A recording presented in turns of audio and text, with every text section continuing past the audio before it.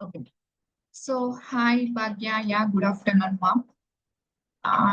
Yes. Okay. So, let's continue our discussion. So, ఈ రోజుతో WTO మనం కంప్లీట్ చేసేద్దాం. ఇట్స్ ఏ WTO కొంచెం లెంతీ అన్నమాట యాక్చువల్ గా. సరే. సో, WTO ఫర్దర్ గా సో మినిస్ట్రీరియల్ కాన్ఫరెన్సెస్ అనేది చూస్తున్నాం కదా. So, I already told about Singapore issues. Okay. So, Singapore గురించి మాట్లాడుకున్నాం. అంటే it's the first meeting, first ministerial conference Singapore issues. Yes. So Singapore issues లో 4 ఆస్పెక్ట్స్ ఏవైతే ఉన్నాయో so one is regarding competition. So మీరు ఒక కాంపిటీషన్ లా ని తీసుకురండి, లెవెల్ ప్లేయింగ్ ఫీల్డ్ ఉండాలి అని చెప్పేసి అంటే దానికి డెవలపింగ్ కంట్రీస్ యాక్సెప్ట్ చేయలేదు. Okay, will show positive discrimination towards hour domestic industries and MSMEs అని చెప్పడం జరిగింది. అండ్ ఇన్వెస్ట్మెంట్ పాలసీ విషయంలో ఒక మల్టీలేటరల్ అగ్రిమెంట్ కావాలి అన్నారు. మేము ఒప్పుకోము, బికాస్ ఎంఎన్సీస్ అనేవి మీవి. ఓకే, మీరు వచ్చి మా కంట్రీని డామినేట్ చేయడం ఏంటి? సో మేము చెప్పినట్టు ఎంఎన్సీస్ వినాలి తప్పితే ఎంఎన్సీస్ చెప్పినట్టు ఆల్ కంట్రీస్ వినడానికి అవ్వదు అని చెప్పేసి దాన్ని యాక్సెప్ట్ చేయలేదు. సో తర్వాత గవర్నమెంట్ ప్రొక్యూర్మెంట్, అంటే గవర్నమెంట్ ఏదైతే ప్రొక్యూర్ చేసుకుంటుందో ఓకే, సో తన యొక్క డే టు డే ఫంక్షనింగ్ లేకపోతే పిఎస్యుకి సంబంధించి ఏదైనా బిల్డింగ్ కడుతుంది, రోడ్డుకి సంబంధించి ఏదైనా బిల్డింగ్ కడుతుంది, సబ్ సిమెంట్ కావాలి లేకపోతే ఏదైనా కావాలి, అవి ఎటువంటి డిఫరెన్సియేషన్ చూపించకూడదు. ఓకే, ఫారిన్ కంపెనీస్ కి ఇండియన్ కంపెనీస్ కి for example in the case of India differentiation చూపించకూడదు.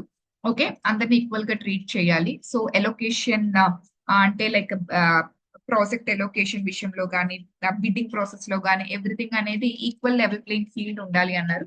లేదు, సో ఫారిన్ కంపెనీస్ కి గవర్నమెంట్ ప్రాజెక్ట్స్ మేము ఎందుకు ఇస్తాం, మా డొమెస్టిక్ కంపెనీస్ కి ఇస్తాం. ఈవెన్ ఈ విషయంలో కూడా డెవలపింగ్ కంట్రీస్ వీటి దేనికి ఒప్పుకోలేదు. సో డెవలప్డ్ కంట్రీస్ ఇన్సిస్ట్ చేసినప్పటికీ కూడా డెవలపింగ్ కంట్రీస్ వీటిని ఏటీని ఒప్పుకోలేదు. ఒకే ఒక దాన్ని మాత్రం మా డెవలపింగ్ కంట్రీస్ యాక్సెప్ట్ చేసి that one is regarding trade facilitation. Okay, so trade facilitation అయితే ఇది కార్యరూపం దాల్చింది అయితే మాత్రం నేను బ్యాలీ మినిస్టీరియల్ కాన్ఫరెన్స్ ఆఫ్ 2013 అని చెప్పాను. So I have completed all these regarding Singapore issues. Okay, next వచ్చేసరికి 2001 లో జరిగిన ఓకే, సో మధ్యలో పక్కన పెట్టేస్తే, ఎందుకంటే నేను ఆల్రెడీ చెప్పాను కొన్ని మినిస్ట్రీరియల్ కాన్ఫరెన్సెస్ సిగ్నిఫికెన్స్ ఉంటాయి. ఓకే, సో లైక్ ఎన్విరాన్మెంట్ లో మీరు ఎలాగైతే మాంట్రియాల్ చదువుతారు, క్యోటో ప్రోటోకాల్ చదువుతారు, ఓకే, సో ప్యారిస్ చదువుతారు, అలా ఇందులో కొన్నే చదువుతాం అనమాట. వెరీ సిగ్నిఫికెంట్ మినిస్ట్రీరియల్ కాన్ఫరెన్సెస్ అనమాట. సో ఒకటి first Singapore issues and second one వచ్చేసరికి Doha. It's a very important అనమాట. ఇప్పటికీ దీని మీద ఒక కన్సెన్సస్ కి రాలేదు. Doha ministerial conference very important. Doha ministerial conference which was happened in 2001 అనమాట. Very important. సో ఈ దోహా మినిస్ట్రీరియల్ కాన్ఫరెన్స్ నే జనరల్ గా మనం దోహా డెవలప్మెంట్ రౌండ్ అని కూడా పిలుస్తాం.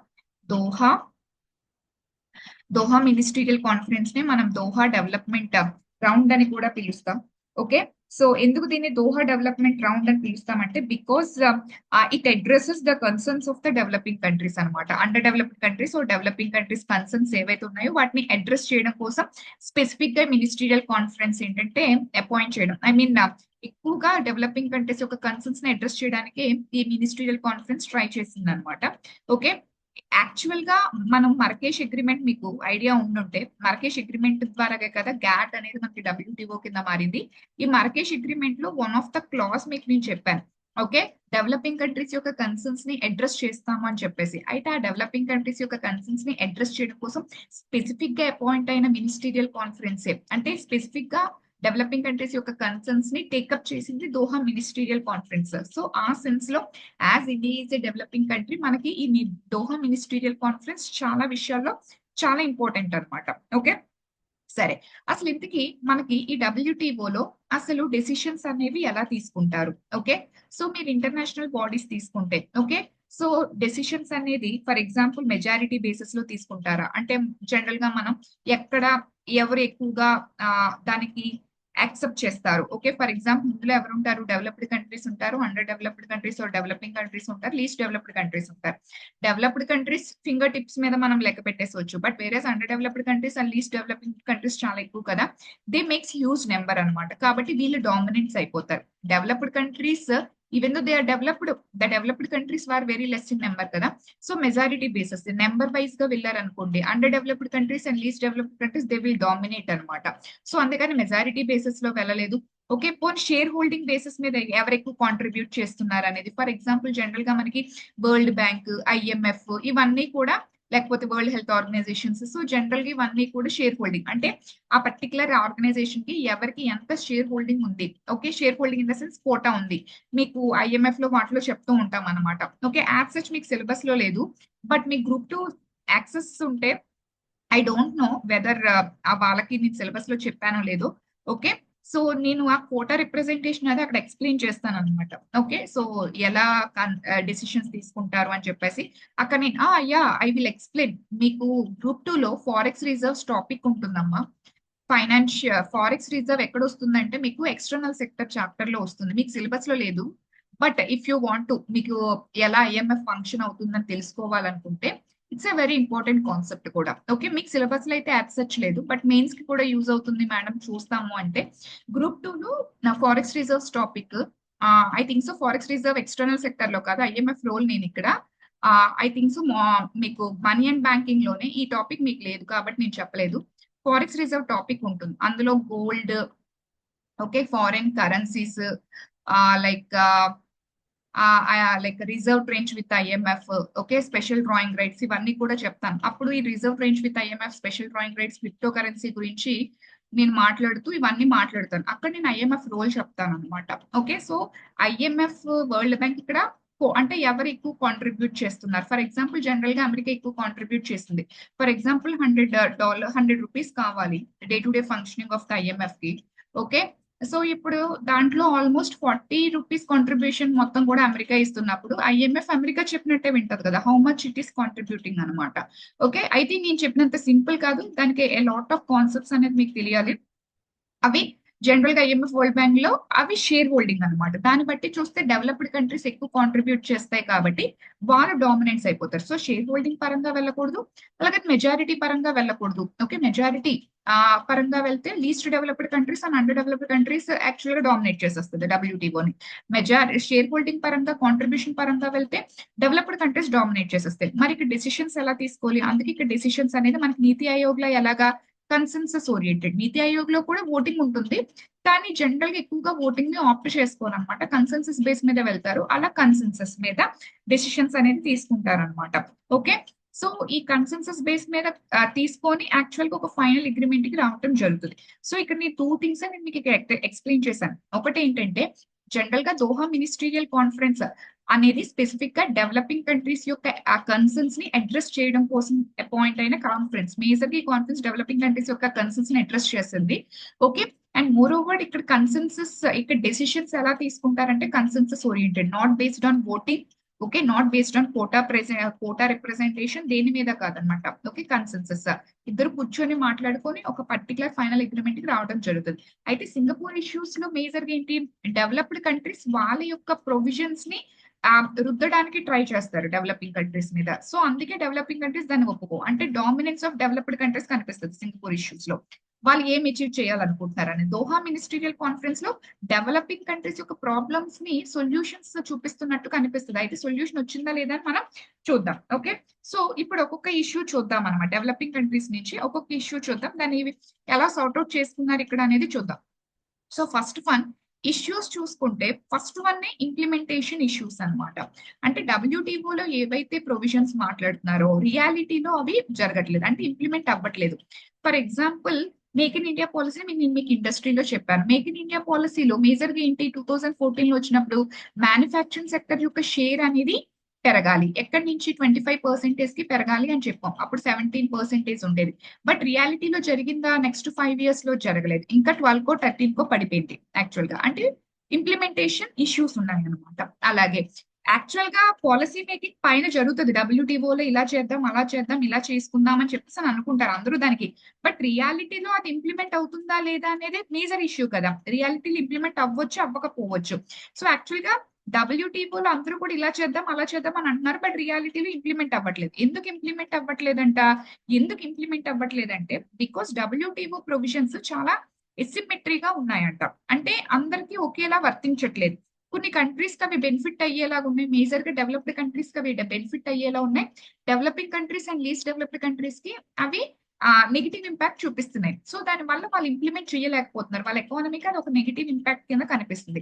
సో ఈ ఎసిమెట్రీస్ అంటే బెనిఫిట్ అయితే అందరికీ బెనిఫిట్ అవ్వాలి. నెగిటివ్ ఇంపాక్ట్ ఉంటే అందరికీ నెగిటివ్ ఇంపాక్ట్ ఉండాలి. బట్ ఈ ప్రొవిజన్స్ ఎలా ఉన్నాయంటే డెవలప్డ్ కంట్రీస్ కి బెనిఫిట్ అయ్యేలాగా, డెవలపింగ్ కంట్రీస్ కి నెగిటివ్ ఇంపాక్ట్ చూపించేలా ఉన్నాయి. ఆ ఎసిమెట్రీస్ వల్ల చాలా వరకు చాలా కంట్రీస్ ఏ కంట్రీస్ కి అయితే నెగిటివ్ ఇంపాక్ట్ అవుతుందో వాళ్ళు ఇంప్లిమెంట్ చేయలేకపోతున్నారు అని చెప్పడం జరిగింది. అయితే అప్పుడు ఈ దోహా మినిస్ట్రియల్ కాన్ఫరెన్స్ లో WTO ఏం చేసిందంటే, సరే ఇందులో చాలా వరకు డెవలపింగ్ కంట్రీస్ యొక్క కన్సర్న్స్ ని అడ్రస్ చేసింది అండ్ చాలా వరకు కొన్ని వాటికి వర్కింగ్ గ్రూప్స్ ని అపాయింట్ చేసింది అనమాట.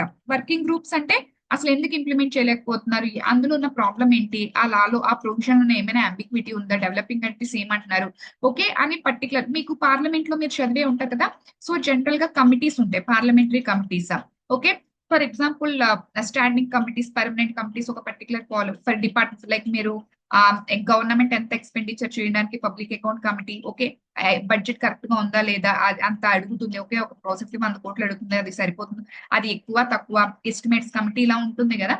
అలాగే పార్లమెంట్ ఎలాగైతే డిఫరెంట్ టైప్స్ ఆఫ్ కమిటీస్ గా డివైడ్ అయ్యి ఒక దాని మీద వాళ్ళు ఫోకస్డ్ గా ఒక దాని గురించి ఫోకస్డ్ గా చూస్తారు, అలాగే ఈ ప్రాబ్లమ్స్ కి సంబంధించి ఒక్కొక్క ప్రాబ్లమ్ కి కొన్ని కొన్ని వర్కింగ్ గ్రూప్స్ ని అపాయింట్ చేయడం జరిగింది WTO. వాళ్ళు దాన్ని సార్ట్అవుట్ చేయడానికి ట్రై చేస్తున్నారు అనమాట. అయితే ఇప్పటికీ అది దోహా మినిస్ట్రియల్ కాన్ఫరెన్స్ లో ఇప్పటికీ అప్పుడు మాట్లాడినప్పటికీ 2001 నుంచి ఇప్పటికీ ఆ ఇంప్లిమెంటేషన్ ఇష్యూస్ అయితే ఇప్పటికీ కొనసాగుతున్నాయి. ఆ ఇష్యూస్ అయితే మాత్రం ఇప్పటికీ రిసార్ట్ చేయలేకపోతున్నారు. సో ఫస్ట్ ఏంటంటే దోహా మినిస్ట్రియల్ కాన్ఫరెన్స్ లో ఇంప్లిమెంటేషన్ ఇష్యూస్ ఉన్నాయి, ప్రొవిజన్స్ ని ఇంప్లిమెంట్ చేయట్లేదు అని చెప్పారు. ఓకే, ఎందుకు ఇంప్లిమెంట్ చేయట్లేదు అంటే లైక్ ఇప్పటి వరకు చాలా మీటింగ్స్ జరిగాయి కదా, ఆల్సో థర్డ్ 3 మినిస్ట్రియల్ కాన్ఫరెన్సెస్ జరిగాయి కదా, Doha is the 4th one. Okay, but ఆ ప్రొవిజన్స్ మనం ఏవైతే ఇక్కడ చేస్తాం అనుకుంటున్నామో ఎందుకు ఇంప్లిమెంట్ అవ్వట్లేదు అన్నదానికి, సో దాని మీద వర్క్ ఆన్ చేయమని వర్కింగ్ గ్రూప్స్ ని అపాయింట్ చేశారు. ఇది ఎప్పుడో 2001 లో జరిగినాయి. రైట్ నో మనం 2025 లో ఉన్నాం. ఇంకా లాట్ ఆఫ్ ఇంప్లిమెంటేషన్ ఇష్యూస్ అయితే మనం చూస్తూనే ఉన్నాం అనమాట. ఓకే, ఇది ఫస్ట్ థింగ్. సెకండ్ థింగ్ ఏంటంటే రిగార్డింగ్ ట్రిప్స్. మీకు ట్రిప్స్ ఎక్కడ చెప్పాను, మీకు ఇంటెలెక్చువల్ ప్రాపర్టీ రైట్స్ గురించి మాట్లాడినప్పుడు చెప్పాను. సో ట్రిప్స్ అంటే ఏంటి, సో జనరల్ గా trade related aspects of intellectual property rights, trade related aspects of intellectual property rights. Okay, so దీని గురించి మాట్లాడారు అనమాట. ఓకే, సో దీనికి సంబంధించి సమ్ ఇష్యూస్ ఉన్నాయి. సో దీన్ని ఎలా సార్ట్అవుట్ చేద్దాం అని అనుకున్నారు, చూద్దాం. సో యాక్చువల్ గా మీకు WTO కింద ఒక పేటెంట్ కి WTO లో మనకి ప్రొడక్ట్ పేటెంట్ ఉంది అండ్ ప్రాసెస్ పేటెంట్ కూడా ఉంది, మీకు చెప్పాను గుర్తుందా. అండ్ పేటెంట్ టైం పీరియడ్ అంతా మినిమం 20 years, అంటే ఒక ప్రొడక్ట్ ని కానీ ఆ ప్రాసెస్ కానీ 20 years వరకు ఆ పేటెంట్ రైట్ తనకు ఉండడం జరుగుతుంది. ఎవరు దాన్ని ప్రొడ్యూస్ చేయడానికి వీల్లేదు. ఆఫ్టర్ 20 years అది కమర్షియల్ అవైలబిలిటీకి ప్రొడ్యూస్ చేసుకోవచ్చు అనమాట. మినిమం 20 years, మాక్సిమం ఆయన ఎంతైనా ఇవ్వచ్చు ట్రిప్స్ కింద. బట్ ఇండియా యాక్ట్ పరంగా ఏంటి, ఇండియా యాక్ట్ పరంగా 7 to 14 years maximum patent period. తర్వాత లాట్ ఆఫ్ అమెండ్మెంట్స్ చేసి తర్వాత ట్రిప్స్ కి అలైన్ అయి ఉండేలా కూడా మనం చేసేవలసి వచ్చిందని చెప్పేసి నేను చెప్పాను అనుకోండి. ఓకే, మన దగ్గర ప్రొడక్ట్ ఉండేది కాదు, మన దగ్గర ఓన్లీ ప్రాసెస్ ఉండేది. తర్వాత అది ప్రొడక్ట్ అండ్ ప్రాసెస్ కూడా అయిపోయింది అనమాట. ఓకే, సరే ఆ విషయం పక్కన పెట్టేస్తే సో ట్రిప్స్ కి వద్దాం. సో ట్రిప్స్ లో ఏంటంటే it is regarding intellectual property rights. So general గా ఏంటంటే ఒక పర్టికులర్ ఇంటెలెక్చువల్ ప్రాపర్టీకి సంబంధించి మినిమం పేటెంట్ ఎంతంటే మినిమం 20 years అనేది ఉండేది అనమాట. ఓకే, సో అయితే దీని వల్ల లాట్ ఆఫ్ ఇష్యూస్ వస్తున్నాయి. ఆ ఇష్యూ ఏంటంటే ఎవర్ గ్రీనింగ్ ఆఫ్ పేటెంట్ అనమాట. సో దీన్నే ఎవర్ గ్రీనింగ్ ఆఫ్ పేటెంట్ అంటాం. మీరు ఎవర్ గ్రీనింగ్ ఆఫ్ NPS అన్న టాపిక్ విన్నారా. ఓకే, ఎప్పుడు NPS కంటిన్యూగా రిపీట్ అవుతూనే ఉంటాయి. NPS మీకు చెప్పాను, మీరు గుర్తుందో లేదో నాకు తెలియదు. Okay, so ever greening of patent అంటాం. ఏంటి ever greening of patent, for example some pen ఉంది, ఒక పెన్ అప్పుడు వరకు లేదు, ఆ పెన్ అనే దాన్ని సమ్ ఎక్స్ అనే పర్సన్ కనిపెట్టాడు అనుకుందాం. ఓకే, అంటే WTO కింద ఏంటి, ఆ పెన్ అనే ప్రొడక్ట్ కి పేటెంట్ ఉంటుంది, అది ఎలా తయారు చేస్తాడో ఆ ప్రాసెస్ కి కూడా పేటెంట్ ఉంటుంది. అంటే 20 years వరకు కూడా మినిమం దాన్ని ఎక్స్ తప్పితే ఎవరు కూడా ప్రొడ్యూస్ చేయడానికి వీల్లేదు. ఒకవేళ ప్రొడ్యూస్ చేసుకోవాలనుకున్నా they has to pay royalty అనమాట. దీనికి రోయాలిటీ పే చేస్తే తప్పితే ప్రొడ్యూస్ చేయడు. సో దీనికి ఇక్కడ మోనోపోలీ అనేది అవ్వటం జరుగుతుంది.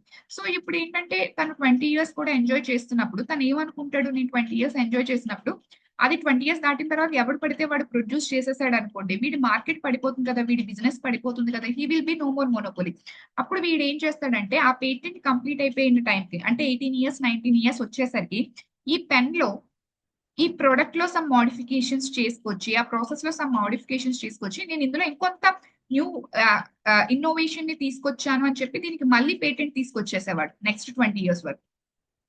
అంటే ఆ పేటెంట్ కి ఎక్స్పైరీ అయిపోతుంది, ఇంకో 19 years అయిపోయింది, ఇంకో నెక్స్ట్ ఇయర్ కల్లా పేటెంట్ ఎక్స్పైర్ అయిపోతుంది, ఎవరైనా దాన్ని ప్రొడ్యూస్ చేసుకోవచ్చు under paying some royalty, minimum royalty ఉంటుంది, అప్పుడు మోనోపోలీ ఉండదు. ఓకే అన్నప్పుడు ఇంకా అంటే మినిమం రాయల్టీ అంటే ఫస్ట్ 20 years రాయల్టీ పే చేస్తారు, ఆ తర్వాత కమర్షియల్ అవైలబిలిటీ ఉంటుంది అనమాట. సో కమర్షియల్ గా ప్రొడ్యూస్ చేసుకోవచ్చు అనమాట, no need to pay any royalty అప్పుడు ఆఫ్టర్ ఆ పేటెంట్ అయిపోయిన తర్వాత. సో ఇప్పుడు నాకు రాయల్టీ కింద అమౌంట్ రాదు. ఓకే సో నేను మోనోపోలీగా ఉండను అన్నప్పుడు వాడు ఏం చేస్తాడు అలాంటప్పుడు, ఆ పెన్ లో గానీ ఆ ప్రొడక్ట్ లో గానీ ఆ ప్రాసెస్ లో గానీ సమ్ మైనర్ మోడిఫికేషన్స్ అనేవి చేసేసి మళ్ళీ పేటెంట్ తీసేసుకొని నెక్స్ట్ 20 years కి ఆపేస్తాడు. సో దీన్ని ఎవర్ గ్రీన్, ఎప్పటికీ అది పేటెంట్ లోనే ఉండిపోతుంది, కమర్షియల్ ప్రొడక్షన్ కమర్షియల్ యూజబిలిటీ అనేది ఉండదు అనమాట. సో ఈ విధంగా వాళ్ళ పేటెంట్, ఎందుకంటే దే విల్ యూజ్ రాయల్టీ కదా వన్స్ ఆ పేటెంట్ అయిపోయిన తర్వాత, అందుకని వాళ్ళు ఎప్పుడు కూడా ఈ పేటెంట్ ని ఎవర్ గ్రీనింగ్ చేస్తూ సమ్ మైనర్ మోడిఫికేషన్స్ చేసుకుంటూ న్యూ ప్రొడక్ట్స్ కింద ఎమర్జ్ చేస్తూ పేటెంట్ కంటిన్యూగా ఉండేలా చేసుకుంటారనమాట. సో దీన్ని అడ్రస్ చేయడం కోసం ఓకే యాక్చువల్ గా దీని గురించి మాట్లాడారు అనమాట ట్రిప్స్. ఓకే దీని కింద ట్రిప్స్ కింద వీళ్ళకి మినిమం లో మినిమం 20 years పేటెంట్ రైట్స్ ఇవ్వడం జరుగుతుంది కదా. అయితే ఏమంటున్నారంటే ఇప్పుడు దోహా కాన్ఫరెన్స్ లో under patents okay so the policy towards the granting compulsory licensing was liberalised అనమాట. Okay so compulsory licence was liberalised. అయితే now you have to understand what is meant by this compulsory licence అనమాట. Okay compulsory licence అంటే ఏంటో తెలియాలి. So see here compulsory licence అంటే దీనికి ఒక best example నేను చెప్తాను. Okay for example there is మనకు ఒక ఎంఎన్సీ ఉంది, ఇట్స్ నేమ్ వాజ్ బేయర్. మనకి బేయర్ అనే ఒక ఎంఎన్సీ ఉంది. యాక్చువల్ గా it is having a drug for cancer. Cancer కి డ్రగ్ ఉంది, ఆ డ్రగ్ పేరే నెక్సావర్. ఓకే మన దగ్గర ఒక ఎంఎన్సీ బేయర్ అనే ఎంఎన్సీ ఉంది, pharmaceutical MNC. Okay they are having drug for cancer, ఆ డ్రగ్ పేరు నెక్సావర్ అనమాట యాక్చువల్ గా. ఓకే సో దీనివల్ల వీళ్ళకి దీని మీద పేటెంట్ ఉంది. అయితే దానివల్ల కాస్ట్ ఎంత అంట, ఈ డ్రగ్ కి ఒక నెలకి 2.8 lakh అమౌంట్ అవుతుంది అనమాట. ఓకే ఒక నెలకి 2.8 lakh రూపీ పే చేయాలన్నమాట. యాక్చువల్ గా అంత కాస్ట్ అవుతుంది అనమాట. బట్ ఇప్పుడు క్యాన్సర్ అనేది చాలా రెగ్యులర్ గా ప్రతి ఫ్యామిలీలో ప్రతి పర్సన్ కి వచ్చేస్తుంది. ఓకే దానివల్ల ప్రజలు చనిపోతున్నారు. బట్ ఒక్కొక్క పర్సన్ నెలకి 3 లక్షలు ఖర్చు పెట్టగలడమ్మా క్యాన్సర్ కోసం. బికాస్ ఆఫ్ గ్రీన్ రెవల్యూషన్ మనకి ఈ క్యాన్సర్ ఇష్యూస్ అనేవి వచ్చేసాయని చెప్పేసి నేను ఆల్రెడీ మీకు చెప్పాను. And because of usage of heavy plastics అనమాట. బికాస్ ఆఫ్ లైఫ్ స్టైల్ అనేది చేంజెస్ రావడం వల్ల, ఒకటి green revolution, life style changes and use of heavy plastic, మనకి ఎక్కువగా క్యాన్సర్ ఇష్యూస్ అనేవి రావడం జరుగుతుంది. ఒకప్పుడు లేదు క్యాన్సర్, ఇప్పుడు వస్తుంది. ఓకే విపరీతంగా సెల్స్ డివిజన్ అవ్వడం. అయితే ఇప్పుడు యాక్చువల్ గా వీడికి ఏంటి, ఫర్ ఎగ్జాంపుల్ ఇండియాలో 7 to 14 years పేటెంట్ ఇస్తాం, లేకపోతే అంటే WTO నార్మ్స్ కింద 20 years ఇచ్చాం. ఓకే 20 years ఇస్తున్నాం. బట్ 20 years వరకు వాడు ఎవరైనా ప్రొడ్యూస్ చేయాలంటే రాయల్టీ పేస్ ప్రొడ్యూస్ చేసుకోవాలి, ఎవరు ప్రొడ్యూస్ చేయడానికి అవ్వదు. అయితే ఇప్పుడు కానీ మరీ 2.8 lakh రూపీ ఒక నెలకి అంత కాస్ట్ అవుతుంది అంటే ఎవడు కొనగలడు, కొనలేడు. అప్పుడు ఇండియన్ గవర్నమెంట్ ఏం చేసిందంటే ఓకే నాఫ్కో ఫార్మా ఓకే ఈ నాఫ్కో ఫార్మా అన్న దాన్ని అలో చేసింది. దేనికి, వీళ్ళు ఏదైతే ప్రొడ్యూసర్ చేస్తున్నారో డ్రగ్, ఆ సేమ్ డ్రగ్ ని ప్రొడ్యూస్ చేయడానికి నాఫ్కో ఫార్మాకి ఇండియన్ గవర్నమెంట్ పర్మిషన్ ఇచ్చేసింది. అండ్ దీనికి రాయల్టీ అంతా 6% పే చేయమని చెప్పింది on the cost of that. ఆ పేటెంట్ రైట్స్ ప్రాపర్టీ వాల్యూ ఎంత ఉంటుందో ఆ పేటెంట్ దానికి 6% వాల్యూ అనేది ఇచ్చేసి పే చేయమని. సో నాఫ్కో ఫార్మా దీన్ని ప్రొడ్యూస్ చేయడం వల్ల అది 9,000కి అవైలబుల్ అవుతుంది ఆ డ్రగ్ అనేది నెలకి. ఎక్కడ 3 లక్షలు, ఎక్కడ 9,000. ఓకే 9,000కి రైట్ నో అది అవైలబుల్ అవుతుంది అనమాట. ఓకే సో అయితే దీనికి పేటెంట్ ఉండేంత వరకు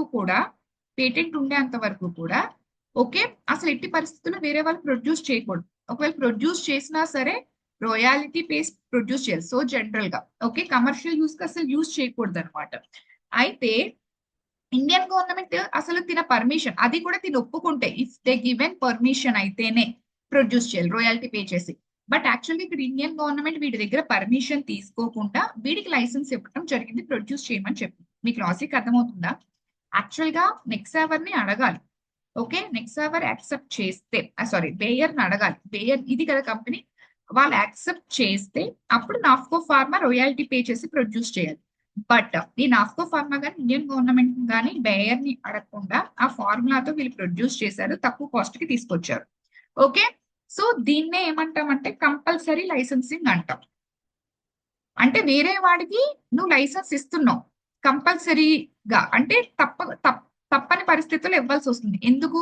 ఇవి జనరల్ గా ఈ టైప్ ఆఫ్ ప్రాక్టీసెస్ ఎప్పుడు చేస్తారు అంటే on the grounds of health, ప్రజల ప్రాణాలకి సంబంధించిన ఇష్యూస్ వచ్చేటప్పుడు. సో జనరల్ గా ఈ టైప్ ఆఫ్ కంపల్సరీ లైసెన్సింగ్స్ ఇస్తారు. అంటే నువ్వు ఓకే, నీ ఇంటెలెక్చువల్ ప్రాపర్టీ అయ్యి ఉండొచ్చు, అది నీ ప్రాపర్టీ అవ్వచ్చు, నువ్వు దాని నుంచి సంపాదించుకుందాం అనుకుంటావు.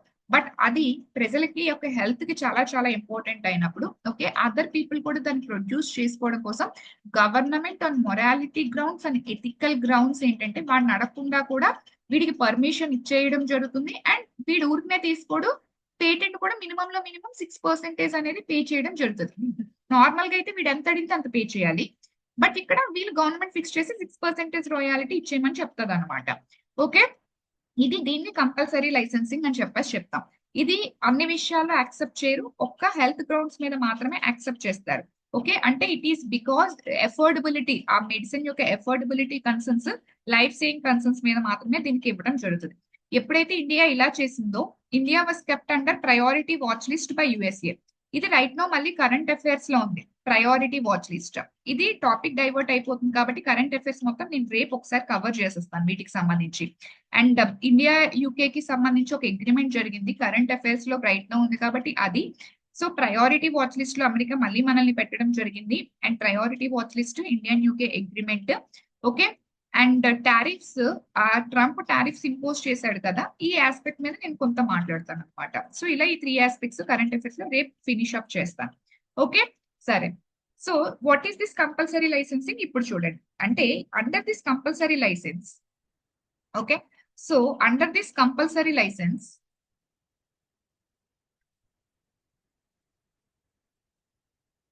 సో యాక్చువల్ గా ద పేటెంట్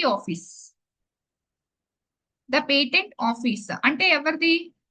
ఇండియా అనమాట. For example in the case of a member country, కొన్ని రాసుకోండి. Okay, so under, so that తర్వాత చదివినప్పుడు you will understand. Under compulsory licence, the patentee office of a member country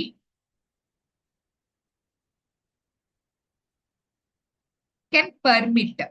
patent office of a member country అంటే ఎవడైతే patent తీసుకున్నాడు, ఎవడైతే కనిపెట్టాడో, okay, ఆ కంట్రీ ఉంటుంది. ఫర్ ఎగ్జాంపుల్ వాడు ఇండియాలో కనిపెట్టాడు, ఇండియా అనేది ఇట్ ఈస్ ద పేటెంట్ ఆఫీసా. ఓకే, ఇండియా అనేది పేటెంట్ ఆఫీస్ అనమాట తనకి. ఓకే, ఇట్ కెన్ పర్మిట్ అంటే ఇండియా కెన్ పర్మిట్, ఇండియాలో ప్రొడ్యూస్ అయింది కాబట్టి వాడు కనిపెట్టాడు కాబట్టి India can permit the production or sale of a product covered by a patent by another company. అంటే ఆ పేటెంట్ ఎవరైతే ఉందో, ఓకే, దాని మీద ఆ ప్రొడక్షన్ చేయొచ్చు లేకపోతే దాన్ని సేల్ చేయొచ్చు. ఎవరు? అనదర్ కంపెనీ అనమాట. Without consent of patent. ఇక్కడ చూడండి, వితౌట్ కన్సెంట్ ఆఫ్ పేటెంట్, వాడిని అడగాల్సిన అవసరం లేకుండా, వాడి అప్రూవల్ లేకుండా వీడు ప్రొడ్యూస్ చేసేస్తాడు అనమాట. ఓకే, అయితే ఊరికే ప్రొడ్యూస్ చేయడు, he will pay against payment of reasonable royalty to the patent. Royalty ఇస్తాడు. ఇక్కడ అయితే 6% రాయల్టీ పే చేసి ప్రొడ్యూస్ చేసేస్తాడు అనమాట. కాకపోతే ఇక్కడ ఏంటంటే గవర్నమెంట్ పర్మిషన్ ఇస్తుంది వాడికి, పేటెంటీ కాదు. అయితే వీడు జనరల్ గా, ఇప్పుడు నా ల్యాండ్ అనుకోండి, ఇప్పుడు మీకు సింపుల్ గా ఏంటంటే ఇది నాదమ్మా ల్యాండ్, ఇప్పుడు నా ల్యాండ్ ని లీజ్ కి ఇవ్వాలా లేదనేది నా ఇష్టం. ఇప్పుడు గవర్నమెంట్ ఏం చేస్తుంది, నన్ను అడగకుండా నా ల్యాండ్ వేరే వాడికి లీజ్ ఇచ్చేస్తుంది అనమాట. లీజ్ ఇచ్చేసి ఓకే, వాడే ఫిక్స్ చేసేస్తుంది ఆ లీజ్ కూడా ఎంతో. ఓకే, ఒక 10 లైక్ ఒక 100 రూపాయలు కట్టేసి నువ్వు వాడేసుకో అని చెప్పేసి, అంటే నా ఇన్వాల్వ్మెంట్ లేదు. Are you getting the logic? నాది ల్యాండ్, నాకు నచ్చితే నేను రెంట్కి ఇస్తాను లేకపోతే ఇవ్వను. ఓకే, ఆ రెంట్ కూడా ఎంత కట్టాలో నేను ఫిక్స్ చేస్తాను. ఓకే, ఇప్పుడు ఇప్పుడు అంటే ఆ ప్రాపర్టీ నాది కాబట్టి నేను ఎలా కావాలనుకుంటే అలా చేస్తాను. బట్ ఇక్కడ ఏం చేస్తున్నావు, గవర్నమెంట్ వచ్చి ఆ ల్యాండ్ ఓకే వేరే వాడిది వాడిని అడగాల్సిన నన్ను అడగకుండా నా ల్యాండ్ వేరే వాడు ఎవరికో లీజ్కి ఇచ్చేసి వాడు నాకు ఎంత రేట్ ఫేస్ చేయాలో కూడా గవర్నమెంట్ ఫిక్స్ చేసేసి చెప్తుంది అంటే నన్ను అడగకుండా. Are you getting the logic? అదేంటి గవర్నమెంట్ అలా ఇలా ఎందుకు చేస్తుంది? అది వాడి ఒక ప్రాపర్టీ రైట్ కదా అని చెప్పేసి అంటే హెల్త్ గ్రౌండ్స్ మీద ఇలాంటివి చేయొచ్చు. ఓకే, సో దీని మీద ఇష్యూస్ అన్నమాట. ఓకే, దీని మీద దీన్ని లిబరలైజ్ చేయడం. Okay okay yes you understood now. Okay okay, వాడిని అడగకుండా ఇచ్చేసి వాడికి ఎంత రేట్ కూడా వీడే ఫిక్స్ చేసేస్తున్నాడు అనమాట. ఓకే, సో ఇప్పుడు దీన్ని లిబరలైజ్ చేయడం అంటే ఇలాగా ఏ కంట్రీ అని ఇచ్చుకోవచ్చు. ఫర్ ఎగ్జాంపుల్ నేను కనిపెట్టాను అనుకోండి సమ్ మెడిసిన్ ని కానీ లేకపోతే సమ్ ప్రొడక్ట్ ని కానీ, నా కంట్రీ అలా వేరే వాడికి ఇచ్చేసుకోవచ్చు. నా కంట్రీలో ఉన్న గవర్నమెంట్ నన్ను అడగకుండా వేరే వాడికి ఇవ్వచ్చు అనమాట. ఎందుకు ఇస్తున్నాం అంటే హెల్త్ గ్రౌండ్స్ మీద ఇస్తున్నామని చెప్పేసి చెప్పొచ్చు. సో దీని వల్ల ఏంటంటే అసలు అది ఎలా ఇస్తారు? WTO నార్మ్స్ కింద okay, intellectual property according to trips norms కింద అది ఇవ్వకూడదు కదా. అలాగా వాడికి 20 years మినిమం పేటెంట్ ఇవ్వాలి కదా, వాడిని అడిగే కదా చెయ్యాలి. అలా ఇండియన్ గవర్నమెంట్ ఎలా చేసిందని యాక్చువల్ గా దేర్ వాజ్ ఏ కేస్ అనమాట. దీని మీద ఇండియాలో కేసు కూడా ఉంది. ఇంకా ఇది ఫుల్ గా సార్ట్ అవుట్ అవ్వలేదు కేసు అయితే మాత్రం, ఇది పెండింగ్ లోనే ఉంది.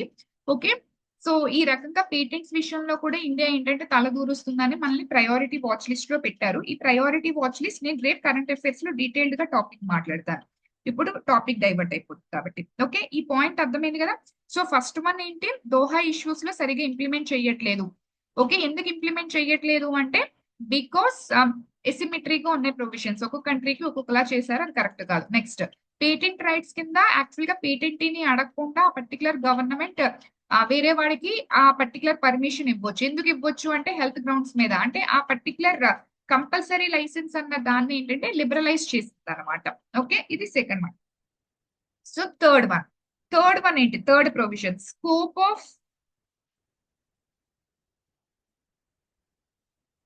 geographical indications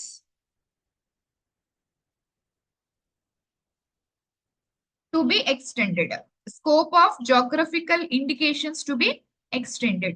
Geographical indications, nothing but geographical indicators. చెప్పాను కదా ఒకప్పుడు షాంపైన్ ఓకే, బీర్స్ కి జోగ్రఫికల్ ఇండికేటర్స్ అంటే ఆ పర్టికులర్ క్లైమేట్ వల్ల, టోపోగ్రఫీ అక్కడ ఉన్న లేబర్ యొక్క స్కిల్స్ వల్ల దానికి ఆ పర్టికులర్ సిగ్నిఫికెన్స్ ఉంటుంది, యూనిక్ ఫీచర్స్ ఉంటాయి. ఓకే, తిరుపతి లడ్డు, కాంజీవరం సిల్క్స్ అని చెప్పి ఓకే, సో జనరల్ గా మనం చెప్తూ ఉంటాం కదా. సో అంటే ఆ జోగ్రఫికల్ ఇండికేటర్స్ స్కోప్ పెంచారు. అంటే ఇప్పుడు ప్రతి దానికి జోగ్రఫికల్ మీకు ఆల్రెడీ చెప్పారు.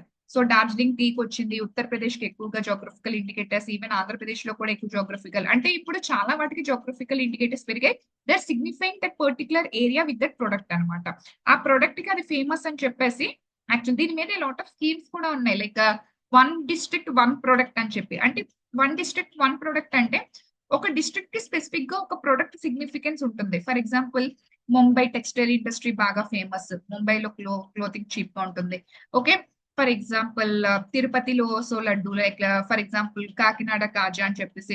ఓకే, సో గుంటూరు మిర్చి. సో డెఫినెట్ గా కొన్ని స్పెసిఫిక్ డార్జిలింగ్ టీ సిగ్నిఫికెన్స్ ఉంటాయి కదా. సో జనరల్ గా ఓకే, సో ఇప్పుడు ఆ ప్రొడక్ట్ ని ఎక్స్పోర్ట్ పొటెన్షియల్ పెంచాలి అని చెప్పడమే 1 district 1 product స్కీమ్ అనమాట. అంటే ఆ డిస్ట్రిక్ట్ లో ఆ పర్టికులర్ ఏదో ఒక దానిలో సిగ్నిఫికెన్స్ ఉంటుంది, దాన్ని ప్రమోట్ చేయాలన్నమాట. అది 1 district 1 product స్కీమ్ అనమాట. దాన్ని ఎక్స్పోర్ట్ చేసే పొటెన్షియల్ దాని ద్వారాగా ఆ పర్టికులర్ డిస్ట్రిక్ట్ గ్రో అవ్వాలి అని చెప్పేసి. ఇవన్నీ జోగ్రఫికల్ ఇండికేటర్స్ కి రిలేటెడ్ గా అనమాట. Okay, and next one, fourth one వచ్చేసరికి agreement on agriculture. Agreement on agriculture లో మీకు ఏమేమి చెప్పాను, green box, amber box, blue box చెప్పాను. డెవలప్డ్ కంట్రీస్ ఇచ్చే అన్ని సబ్సిడీస్ వాళ్ళ యొక్క గ్రీన్ బాక్స్ లో, బ్లూ బాక్స్ లో పెట్టేస్తారు. మనవి ఇచ్చేవన్నీ కూడా యాంబర్ బాక్స్ లో పెడతారు. దీన్నే సబ్సిడీస్ ఇచ్చారు, ఏఎంఎస్ కేటగిరీ అంటాం. ఈ ఏఎంఎస్ కేటగిరీలో ఉన్నవి ఏంటి, డెవలప్డ్ కంట్రీస్ అంటే 10% of the total agriculture output value ఇచ్చుకోవచ్చు సబ్సిడీ. అండర్ డెవలప్డ్ కంట్రీస్ అంటే only 5% of their total agricultural output value subsidy ఇచ్చుకోవచ్చు కదా యాక్చువల్ గా నార్మల్ గా. ఇప్పుడు ఇందులో ఏం చేశారంటే ఓకే, ఈ దోహా కాన్ఫరెన్స్ కింద ఏం చేశారంటే ఇంకా డెవలప్డ్ కంట్రీస్ యాంబర్ బాక్స్ లో ఉన్నప్పటికీ కూడా they shouldn't give any subsidies, complete గా they have to abolish the subsidies అనమాట. Developed countries all agricultural subsidies ని అబాలిష్ చెయ్యాలి అని చెప్పారనమాట. ఓకే, ఇందులో అబాలిష్ చెయ్యాలని చెప్పారు. డెవలప్డ్ కంట్రీస్ ఏమన్నాయి, ఓకే మేము అబాలిష్ చేస్తామని చెప్పాయి, బట్ నిజంగా అబాలిష్ చేశారా, చెయ్యలేదు. చెయ్యండి అని చెప్పారు, చేస్తామని చెప్పారు. ఎప్పటిలోగా చెయ్యాలి, వాళ్ళు ఎప్పటికల్లా అబాలిష్ చేయాలనే టైం పీరియడ్ లేదు. ఈ టైం పీరియడే మేజర్ ఇష్యూ. తర్వాత కాన్ఫరెన్సెస్ లో ఇది చెప్తాను. తర్వాత కాన్ఫరెన్సెస్ లో కూడా ఓకే మేము సబ్సిడీస్ క్లోజ్ చేయమన్నారా, క్లోజ్ చేస్తాం. బట్ ఇక్కడ ఎప్పటిలోగా క్లోజ్ చేస్తామని టైం పీరియడ్ లేదు కదా. మీరు పాలిటీలో చదివారా, మొన్న ఇష్యూ అయింది. తమిళనాడు గవర్నర్ 10 బిల్స్ లిటరల్ గా ఏంటంటే హోల్డ్ చేసేసినప్పుడు, ఎందుకంటే మనకి క్లాజ్ ఏంటి, గవర్నర్ ఎయిదర్ మనకి అక్కడ లూప్ హోల్ ఏంటి లాలోని, ఓకే ఎయిదర్ దాన్ని యాక్సెప్ట్ చేయాలి, లేకపోతే రిజెక్ట్ చేయాలి, లేకపోతే రీకన్సిడరేషన్ కి పంపించాలి. దాన్ని యాక్సెప్ట్ చేయాలి, రిజల్ట్ చేయాలి, రీకన్సిడరేషన్ పంపి, కానీ ఏ టైంలో యాక్సెప్ట్ చేయాలి, ఏ టైం లోపు రిజెక్ట్ చేసేసేయాలి, ఏ టైం లోపు రీకన్సిడరేషన్ చేయాలి, ఆ టైం క్లాస్ డెఫిసిట్ ఉంది. సో దాని వల్ల దాన్ని పట్టుకొని గవర్నర్ హోల్డ్ చేసేసుకుంటూ కూర్చున్నాడు. తర్వాత అదే కదా ఏమైంది, సుప్రీంకోర్టు దాన్ని ఏం జడ్జిమెంట్ ఇచ్చింది, 10 బిల్స్ ని నేను పాస్ చేసేస్తున్నాను. సో జుడిషియల్ యాక్టివిజం అంటారా దాన్నే. ఓకే, సో దాని వల్ల ఏం జరిగింది, ఆ గవర్నర్ రోల్ ఏదైతే ఉందో ఆ టైం పీరియడ్, మనం మీరు మెయిన్స్ ఆన్సర్స్ రాసేటప్పుడు మీరు మెయిన్స్ గాని పడితే ఈ క్వశ్చన్ ఖచ్చితంగా వస్తుంది. It's very landmark judgement అనమాట. ఓకే, ఒక లెజిస్లేషన్ ని ఒక సుప్రీం కోర్ట్, ఒక జుడిషియరీ పాస్ చేయడం, it's a very landmark judgement అనమాట. ఇది దీని మీద ఖచ్చితంగా క్వశ్చన్ పడుతుంది మీకు మెయిన్స్ లో. Very very very important landmark judgement అనమాట. సో మీకు ప్రిలిమ్స్ లో కూడా రావచ్చు. So governor under which article powers ఉంటాయి, ఓకే, అండ్ సుప్రీం కోర్ట్ ఏ ఆర్టికల్ కింద ఈ లెజిస్లేషన్ పాస్ చేసింది, కంప్లీట్ జస్టిస్ కింద. ఓకే, ఈ డొమైన్ లో ఇష్టం, ఈ డొమైన్ లో చూడాలి. ఎందుకు తను గవర్నర్ ఆ రకంగా బిహేవ్ చేశాడు యాక్చువల్ గా, ఓకే ఇన్యాక్షన్ చూపించాడు అంటే టైం క్లాస్ లేదు, ఏ టైంలో చేయాలి. అలాగే వీళ్ళు కూడా ఏంటంటే మేము చేస్తాం సబ్సిడీస్ మొత్తం బంద్ చేసేసేయాలి, మీరు అసలు అగ్రికల్చరల్ సబ్సిడీస్ మీరు ఇవ్వకూడదు. యాక్చువల్ గా మీరు ఎంత ఇవ్వాలి, అకార్డింగ్ టు WTO నార్మ్స్ పరంగా 5% of your total agricultural value ఇవ్వచ్చు మొన్నటి వరకు. బట్ ఈ దోహా కాన్ఫరెన్స్ లో ఏంటంటే అసలు మీరు అగ్రికల్చర్ సబ్సిడీస్ ఇవ్వకూడదు డెవలప్డ్ కంట్రీస్ అని చెప్పారు. ఓకే మేము ఇవ్వం, బట్ ఎప్పటికల్లా క్లోజ్ చేయాలి, ఎప్పటి నుంచి ఇవ్వడం మానేయాలి, there is no time clause, it's the loophole అనమాట. అది నేను తర్వాత కూడా నేను మాట్లాడతాను. Okay, so I think so మీకు క్లియర్ అనుకుంటా ఈ పాయింట్ కూడా. Okay, developed countries they shouldn't give any agricultural subsidies Doha conference పరంగా. Okay, but developing countries yes they can continue with their 10% of the total agricultural output value ఏదైతే ఉందో అది continue చేయొచ్చు అనమాట. సో నెక్స్ట్ వన్ వచ్చేసరికి regarding NAMA. NAMA అంటే ఏం చెప్పాను, non agricultural market access. Okay, agricultural products, NAMA అంటే non agricultural product market access. So దీనికి సంబంధించి మనకి ఏమున్నాయి, స్విస్ ఫార్ములా ఉందని చెప్పాను, ఎస్టర్డే చెప్పాను. Okay, so there is a Swiss formula. Swiss formula అంటే ఏంటి, డెవలప్డ్ కంట్రీస్ అంటే ఎక్కువ ఎవరైతే టారిఫ్స్ ఇంపోజ్ చేస్తారో, ఎక్కువ ఇంపోజ్ చేసిన వాళ్ళు ఎక్కువ తగ్గించండి, మోర్ టారిఫ్స్ ఇంపోజ్ చేసిన వాళ్ళు మోర్ రిడ్యూస్ చేయండి, లెస్ టారిఫ్స్ ఇంపోజ్ చేసిన వాళ్ళు లెస్ రెడ్యూస్ చేయండి అని చెప్పేసాను అన్నాం. అవునా కదా, మోర్ టారిఫ్స్ ఇంపోజ్ చేస్తే మోర్ రెడ్యూస్ చేయాలి, లెస్ టారిఫ్స్ ఇంపోజ్ చేస్తే లెస్ రెడ్యూస్ చేయాలి. దీన్ని స్విస్ ఫార్ములా అని చెప్తాం. ఓకే, ఈ స్విస్ ఫార్ములాని మోడిఫై చేశారు, ఈ స్విస్ ఫార్ములాని మోడిఫై చేశారు దోహాలో. ఎలా మోడిఫై చేశారు, Swiss formula got modified into ఏబిఐ formula. ఏబిఐ formula, ఏబిఐ అంటే అర్జెంటీనా, ఏ అంటే ఇక్కడ అర్జెంటీనా, ఓకే బ్రెజిల్, ఇండియా అంటే ఈ 3 కంట్రీస్ ప్రపోజ్ చేశాయి అనమాట. అందుకని దీన్ని ఏబిఐ ఫార్ములా అంటారు. అంటే 3 కంట్రీస్ ప్రపోజ్ చేశాయి కాబట్టి ఇది ఏబిఐ ఫార్ములా. ఓకే, ఏంటి ఏబిఐ ఫార్ములా అంటే, so less than full reciprocity, the formula was less than full reciprocity. Okay, less than full reciprocity అనమాట. So what is this less than full reciprocity? Reciprocity అంటే you do it then we'll do, నువ్వు చెయ్యు, నువ్వు చేసావు కాబట్టి నేను చేస్తాను. Reciprocal, నువ్వు చెయ్యి, నువ్వు నాకు ఇవ్వు, తర్వాత నేను నీకు ఇస్తాను, అది కదా రెసిప్రోసిటీ. అలాగే నువ్వు చెయ్యు, తర్వాత నేను చేస్తాను, ఫస్ట్ చేయి తర్వాత నేను చేస్తాను. లెస్ దాన్ ఫుల్, నువ్వు 100% చేయి, నేను 100 చేయను, దానికన్నా తక్కువ చేస్తాను. ఓకే, లెస్ దాన్ ఫుల్ అంటే నువ్వు 100 చేస్తావు అనుకోండి, దాని మీద తక్కువ చేస్తాను నేను. నువ్వు చెయ్యు, నువ్వు అంటే ఏంటి, నువ్వు తగ్గించు, నువ్వు తగ్గిస్తే నేను తగ్గిస్తాను, బట్ నువ్వు తగ్గించినంత నేను తగ్గించను, నీ మీద తక్కువ తగ్గిస్తాను. ఎంత, నువ్వు ఫర్ ఎగ్జాంపుల్ 100% ఇంపోజ్ చేస్తున్నావు అనుకోండి, నేను 2/3 తగ్గిస్తాను. అంటే చెప్పాను కదా, డెవలప్డ్ కంట్రీస్ కి మీద కమిట్మెంట్, డెవలపింగ్ కంట్రీస్ కి 2/3 కమిట్మెంట్ ఉంటుంది అనమాట. Okay, developing countries will reciprocate 2/3 of commitment of developed countries. Okay, for example వాళ్ళు 36% తగ్గించారు అనుకోండి, నేను తగ్గిస్తాను, బట్ నువ్వు తగ్గించినంత నేను తగ్గించను. నేనెంత తగ్గిస్తాను, నేను 24% తగ్గించాను, నువ్వు తగ్గించు, నేను తగ్గిస్తాను. ఇప్పుడు ఇంతలో ఏంటి, హై టారిఫ్స్ ఉన్న వాళ్ళు ఎక్కువ తగ్గించాలి, లో టారిఫ్స్ వాళ్ళు తక్కువ తగ్గించాలి. బట్ ఎంత తగ్గించాలి స్పెసిఫిక్ గా లేదు కదా, ఎంత, 2/3. ఓకే, నువ్వు తగ్గించు, మేము తగ్గిస్తాం. ఓకే, కానీ నువ్వు ఎంత తగ్గించావు అంత తగ్గించావు. నువ్వు తగ్గించిన దాని మీద టూ థర్డ్ మేము తగ్గిస్తాం. క్లారిటీ వచ్చిందా? అది the difference between Swiss formula and less than full reciprocity. ఇది డెవలప్డ్ కంట్రీస్, ఇది ఏబిఎస్ స్పెసిఫిసిటీ మెయింటైన్ చేయడం అనమాట. ఇది ఎవరు ప్రపోజ్ చేశారు? Argentina, Brazil and India propose చేశారు. దీన్నే జనరల్ గా లెస్ దాన్ ఫుల్ రెసిప్రోసిటీ అని చెప్పేసి చెప్తాం అనమాట. క్లియర్? ఇది regarding non agricultural market access అనమాట. సో నెక్స్ట్ ప్రొవిజన్ వచ్చేసరికి regarding special and differentiated treatment. Special and differentiated treatment. Special and differentiated treatment like ఇది మీకు ఎన్విరాన్మెంట్ లో చూడండి. Okay, differential. ఓకే, మీకు చెప్పాను, ఎక్స్ప్లే కూడా చెప్పాను, నేషనల్లీ డిటర్మైన్డ్ కాంట్రిబ్యూషన్స్ అని చెప్పాను.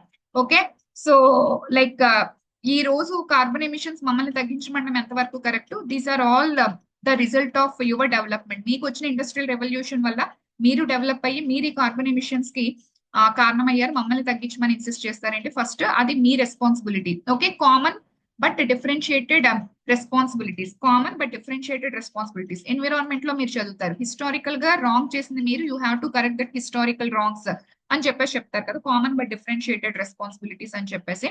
ఓకే, ఎన్విరాన్మెంట్ లో చదువుతారు సేమ్. ఓకే, జనరల్ గా ఎప్పుడు కూడా డెవలప్డ్ కంట్రీస్ కి, అండర్ డెవలప్డ్ కంట్రీస్ కి, లీస్ట్ డెవలప్డ్ కంట్రీస్ ఒకే నార్మ్స్ ఉండవు, ఉండలేవు కూడా. Okay, so because the society is not egalitarian కదా. ఇప్పుడు చూడండి, డెవలప్డ్ కంట్రీస్ కి అండర్ డెవలప్డ్ కంట్రీస్ కి చాలా డిఫరెన్స్ ఉంది. వీళ్ళు ఒకప్పుడు కాలనీస్ ని పరుచుకొని వాళ్ళ దగ్గర నుంచి సంపదన అంతా పట్టుకు వెళ్ళిపోయి డెవలప్ అయిన వాళ్ళు వీళ్ళందరూ కూడా. Okay, of course European nations, but Japan అలా కాదు, అమెరికా కాదనుకోండి, బట్ వాళ్ళ డెవలప్మెంట్ కి అదర్ రీజన్స్ ఉన్నాయి. And industrial revolution played a very important key role అనుకోండి. ఓకే, బట్ మేజర్ గా I'm talking about European nations అనమాట. సో ఈ డెవలప్డ్ కంట్రీస్ కి, అండర్ డెవలప్డ్ కంట్రీస్ కి and least developed countries, they are having their own capabilities. ఇప్పుడు వాళ్ళ parents IAS officers, IPS officer, వాళ్ళ పిల్లలు చదువుకునే విధానం ఎలా ఉంటుంది? ఒక ట్రైబల్ పీపుల్ ఒక ఏకలవ్య స్కూల్లో చదువుకుని, లేకపోతే ఒక రోడ్ సైడ్ గవర్నమెంట్ స్కూల్లో చదువుకున్న వాడికి ఎలా ఎబిలిటీ ఉంటుంది? ఇప్పుడు వీళ్ళిద్దరికి కూర్చొని, వీళ్ళిద్దరికి నువ్వు కాంపిటేటివ్ ఎగ్జామ్ లో నాకు ఇద్దరిని కూడా నేను సేమ్ లెవెల్ ఆఫ్, నాకు వీళ్ళిద్దరిలో ఎవరు ఎఫిషియెంట్ వాడినే తీసుకుంటాను అంటే, ఎప్పుడు ఆ డెవలప్ అవ్వలేని బాబు ట్రైబల్ పీపుల్ ఎప్పుడు కూడా కిందనే ఉంటాడు. ఎందుకంటే తన పాస్ట్ లో ఏదైతే సొసైటీలో జరిగిందో అది తన రాంగ్ కాదు కదా, తనకు ఆ రిసోర్సెస్ అందలేవు, తను డెవలప్ అయిపోయాడు. ఇప్పుడైతే తనకు రిజర్వేషన్ ఇవ్వండి, తను లిఫ్టప్ అవుతాడు ఒక సర్టెన్ స్టేజ్ తర్వాత. ఎప్పుడైతే ఈ రిజర్వేషన్స్ వల్ల certain sections of society when they develop, when they benefit, okay, so develop అవుతారు. అప్పుడు ఇప్పుడు కొంతమంది ఈ లెవెల్లో ఉన్నారు, కొంతమంది ఈ లెవెల్లో ఉన్నారు. నువ్వు రిజర్వేషన్స్ ద్వారా వీళ్ళందరినీ లెవెల్ కి తీసుకురా, అప్పుడు నువ్వు ఈక్వాలిటీ గురించి మాట్లాడు. అప్పుడు ఇద్దరికి కూడా ఒకే టైప్ ఆఫ్ కాంపిటీషన్ ఎన్షూర్ చేయి. బట్ నువ్వు ఒకడేమి ఈ స్టేజ్ లో ఉంటే, ఒకడేమి ఈ స్టేజ్ లో ఉంటే, వీళ్ళిద్దరిని నేను కాంపిటీషన్ లో పెడతానంటే ఎలా అవుతుంది? ఎప్పుడు వీడు ఓడిపోతూనే ఉంటాడు కదా. That is the actual major spirit of reservation కదా. సో రిజర్వేషన్ ఎందుకు ప్రొవైడ్ చేస్తాం? We have to give some benefit వాళ్ళని డెవలప్ చేయడానికి particular sections of society. So they are having different capabilities. ఇక్కడ నేను సేమ్ థింగ్ అప్లై చేస్తాను. Developed countries, under developed countries, they are having different capabilities. వీళ్ళకి infrastructure ఉంది, industrial production వల్ల విపరీతమైన industries ఉన్నాయి. ఓకే, సో దాని వల్ల ఎంప్లాయ్మెంట్ క్రైసిస్ లేదు, సో దాని వల్ల పోవర్టీ లేదు. ఓకే, సో దట్ ఫస్ట్ నుంచే ఆ ప్రైవేట్ సెక్టర్ కి మేజర్ ఇంపార్టెన్స్ ఇవ్వటం వల్ల, so they can concentrate on social sector like health కి, ఎడ్యుకేషన్ కి, free health, free education provide చేయగలిగారు. బట్ వేరే అండర్ డెవలప్డ్ కంట్రీస్ అవన్నీ ప్రొవైడ్ చేయలేకపోతున్నాయి కదా. Okay, so join once again అమ్మా. I think so it is taking much more time. Okay, ఒక 10 minutes కి ఎక్కువే పడుతున్నట్టుంది. సో జస్ట్ బీ పేషెంట్, నేను మళ్ళీ లింక్ పోస్ట్ చేస్తాను. Okay, so will meet once again. నేను లింక్ పోస్ట్ చేస్తాను.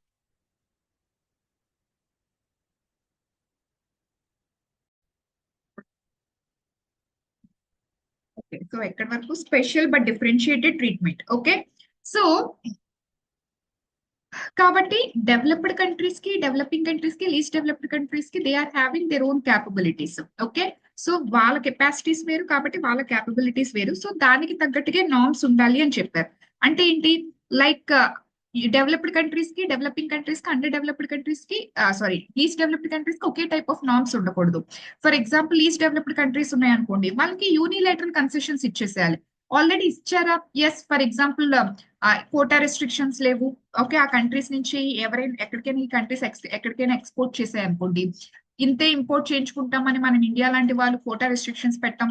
And like I mean to say like ఇంకా చెప్పాలి అంటే టారిఫ్ రెస్ట్రిక్షన్స్ విషయంలో కానీ కోటా రెస్ట్రిక్షన్స్ విషయంలో కానీ ఏ లాట్ ఆఫ్ కన్సెషన్స్ అనేవి వీళ్ళకి ఇవ్వడం జరుగుతుంది. వీళ్ళకి లాట్ ఆఫ్ కన్సెషన్స్ ఇస్తారు.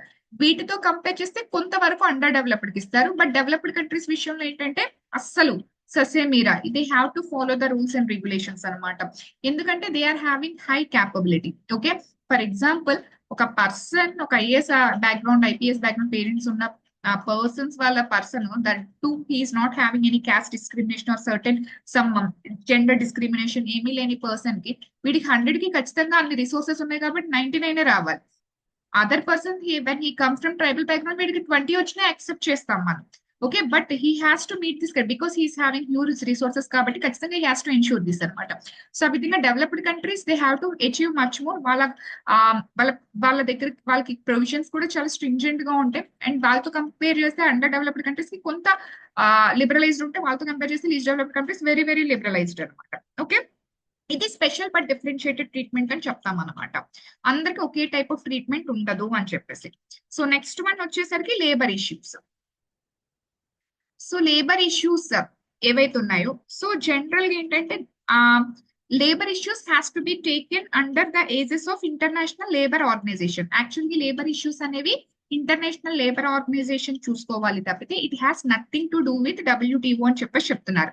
And more over developed countries ఏంటంటే they shouldn't use this labour issues or environmental issues ఏవైతే ఉన్నాయో అవి వాళ్ళ యొక్క ప్రొటెక్షనిస్ట్ పర్పస్ కోసం, ఓకే, వాళ్ళ యొక్క ప్రొటెక్షనిస్ట్ పర్పస్ కోసం దీన్ని అడ్డుగా పెట్టుకోకూడదు అని చెప్తున్నారు.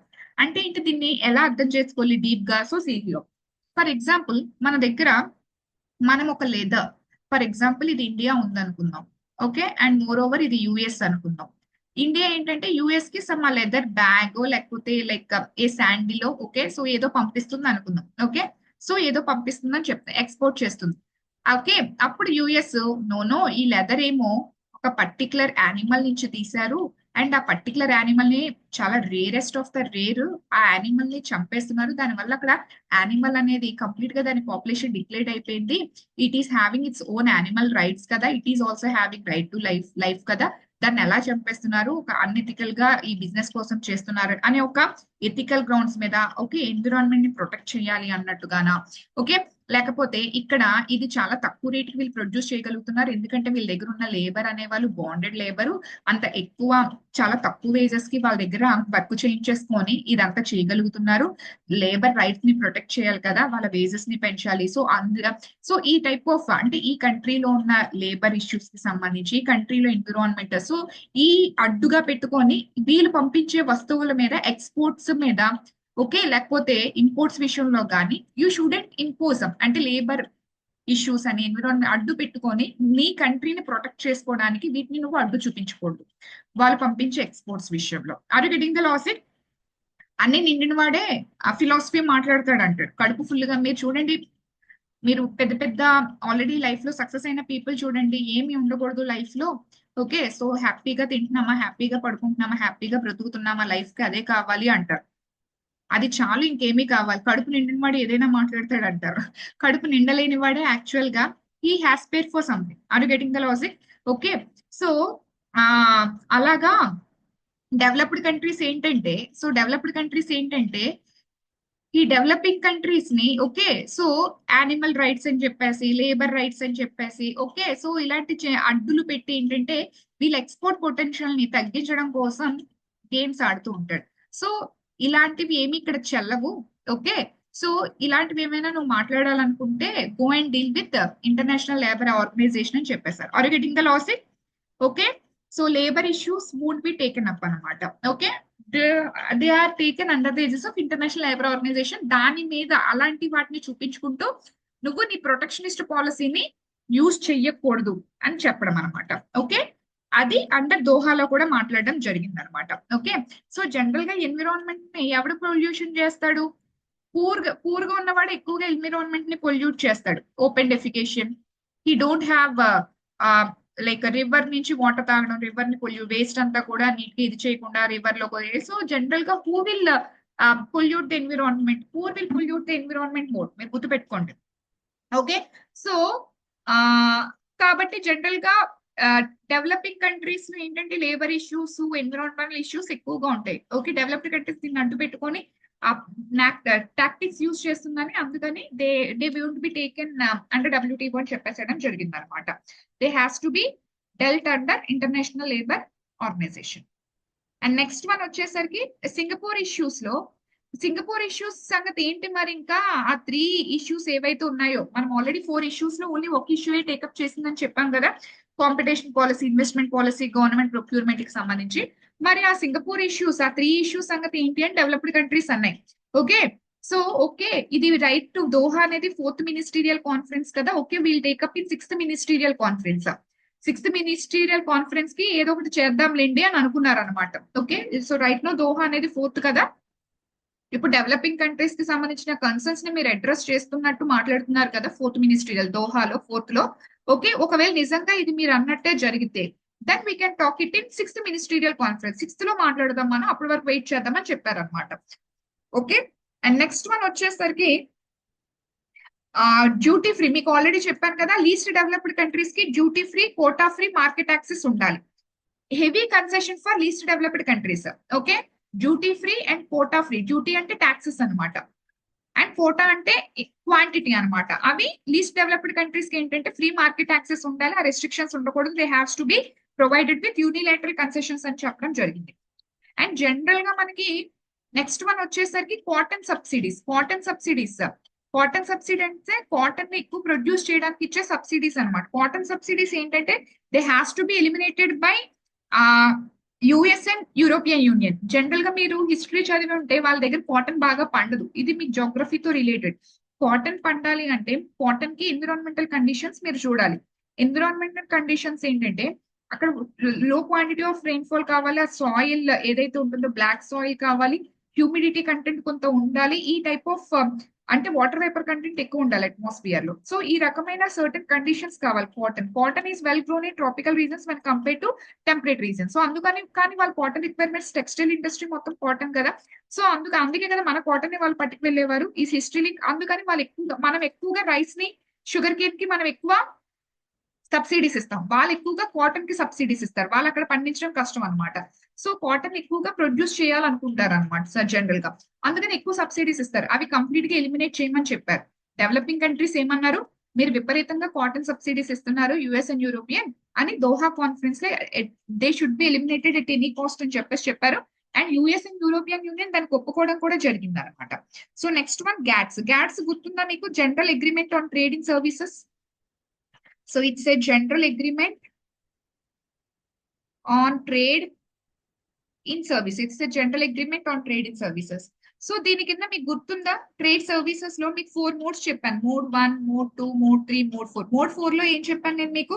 వీసా రిగార్డింగ్ జాబ్స్ కోసం అని చెప్పేసి వీసా పాలసీ ఏదైతే ఉంటుందో మీకు అమెరికన్ ట్రంప్ తో కూడా చెప్పాను. సో ట్రంప్ వచ్చిన తర్వాత ఇది బాగా స్ట్రింజెంట్ చేసేసాడు బికాస్ గ్లోబలైజేషన్ ఎరా పోయిందని చెప్పేసి.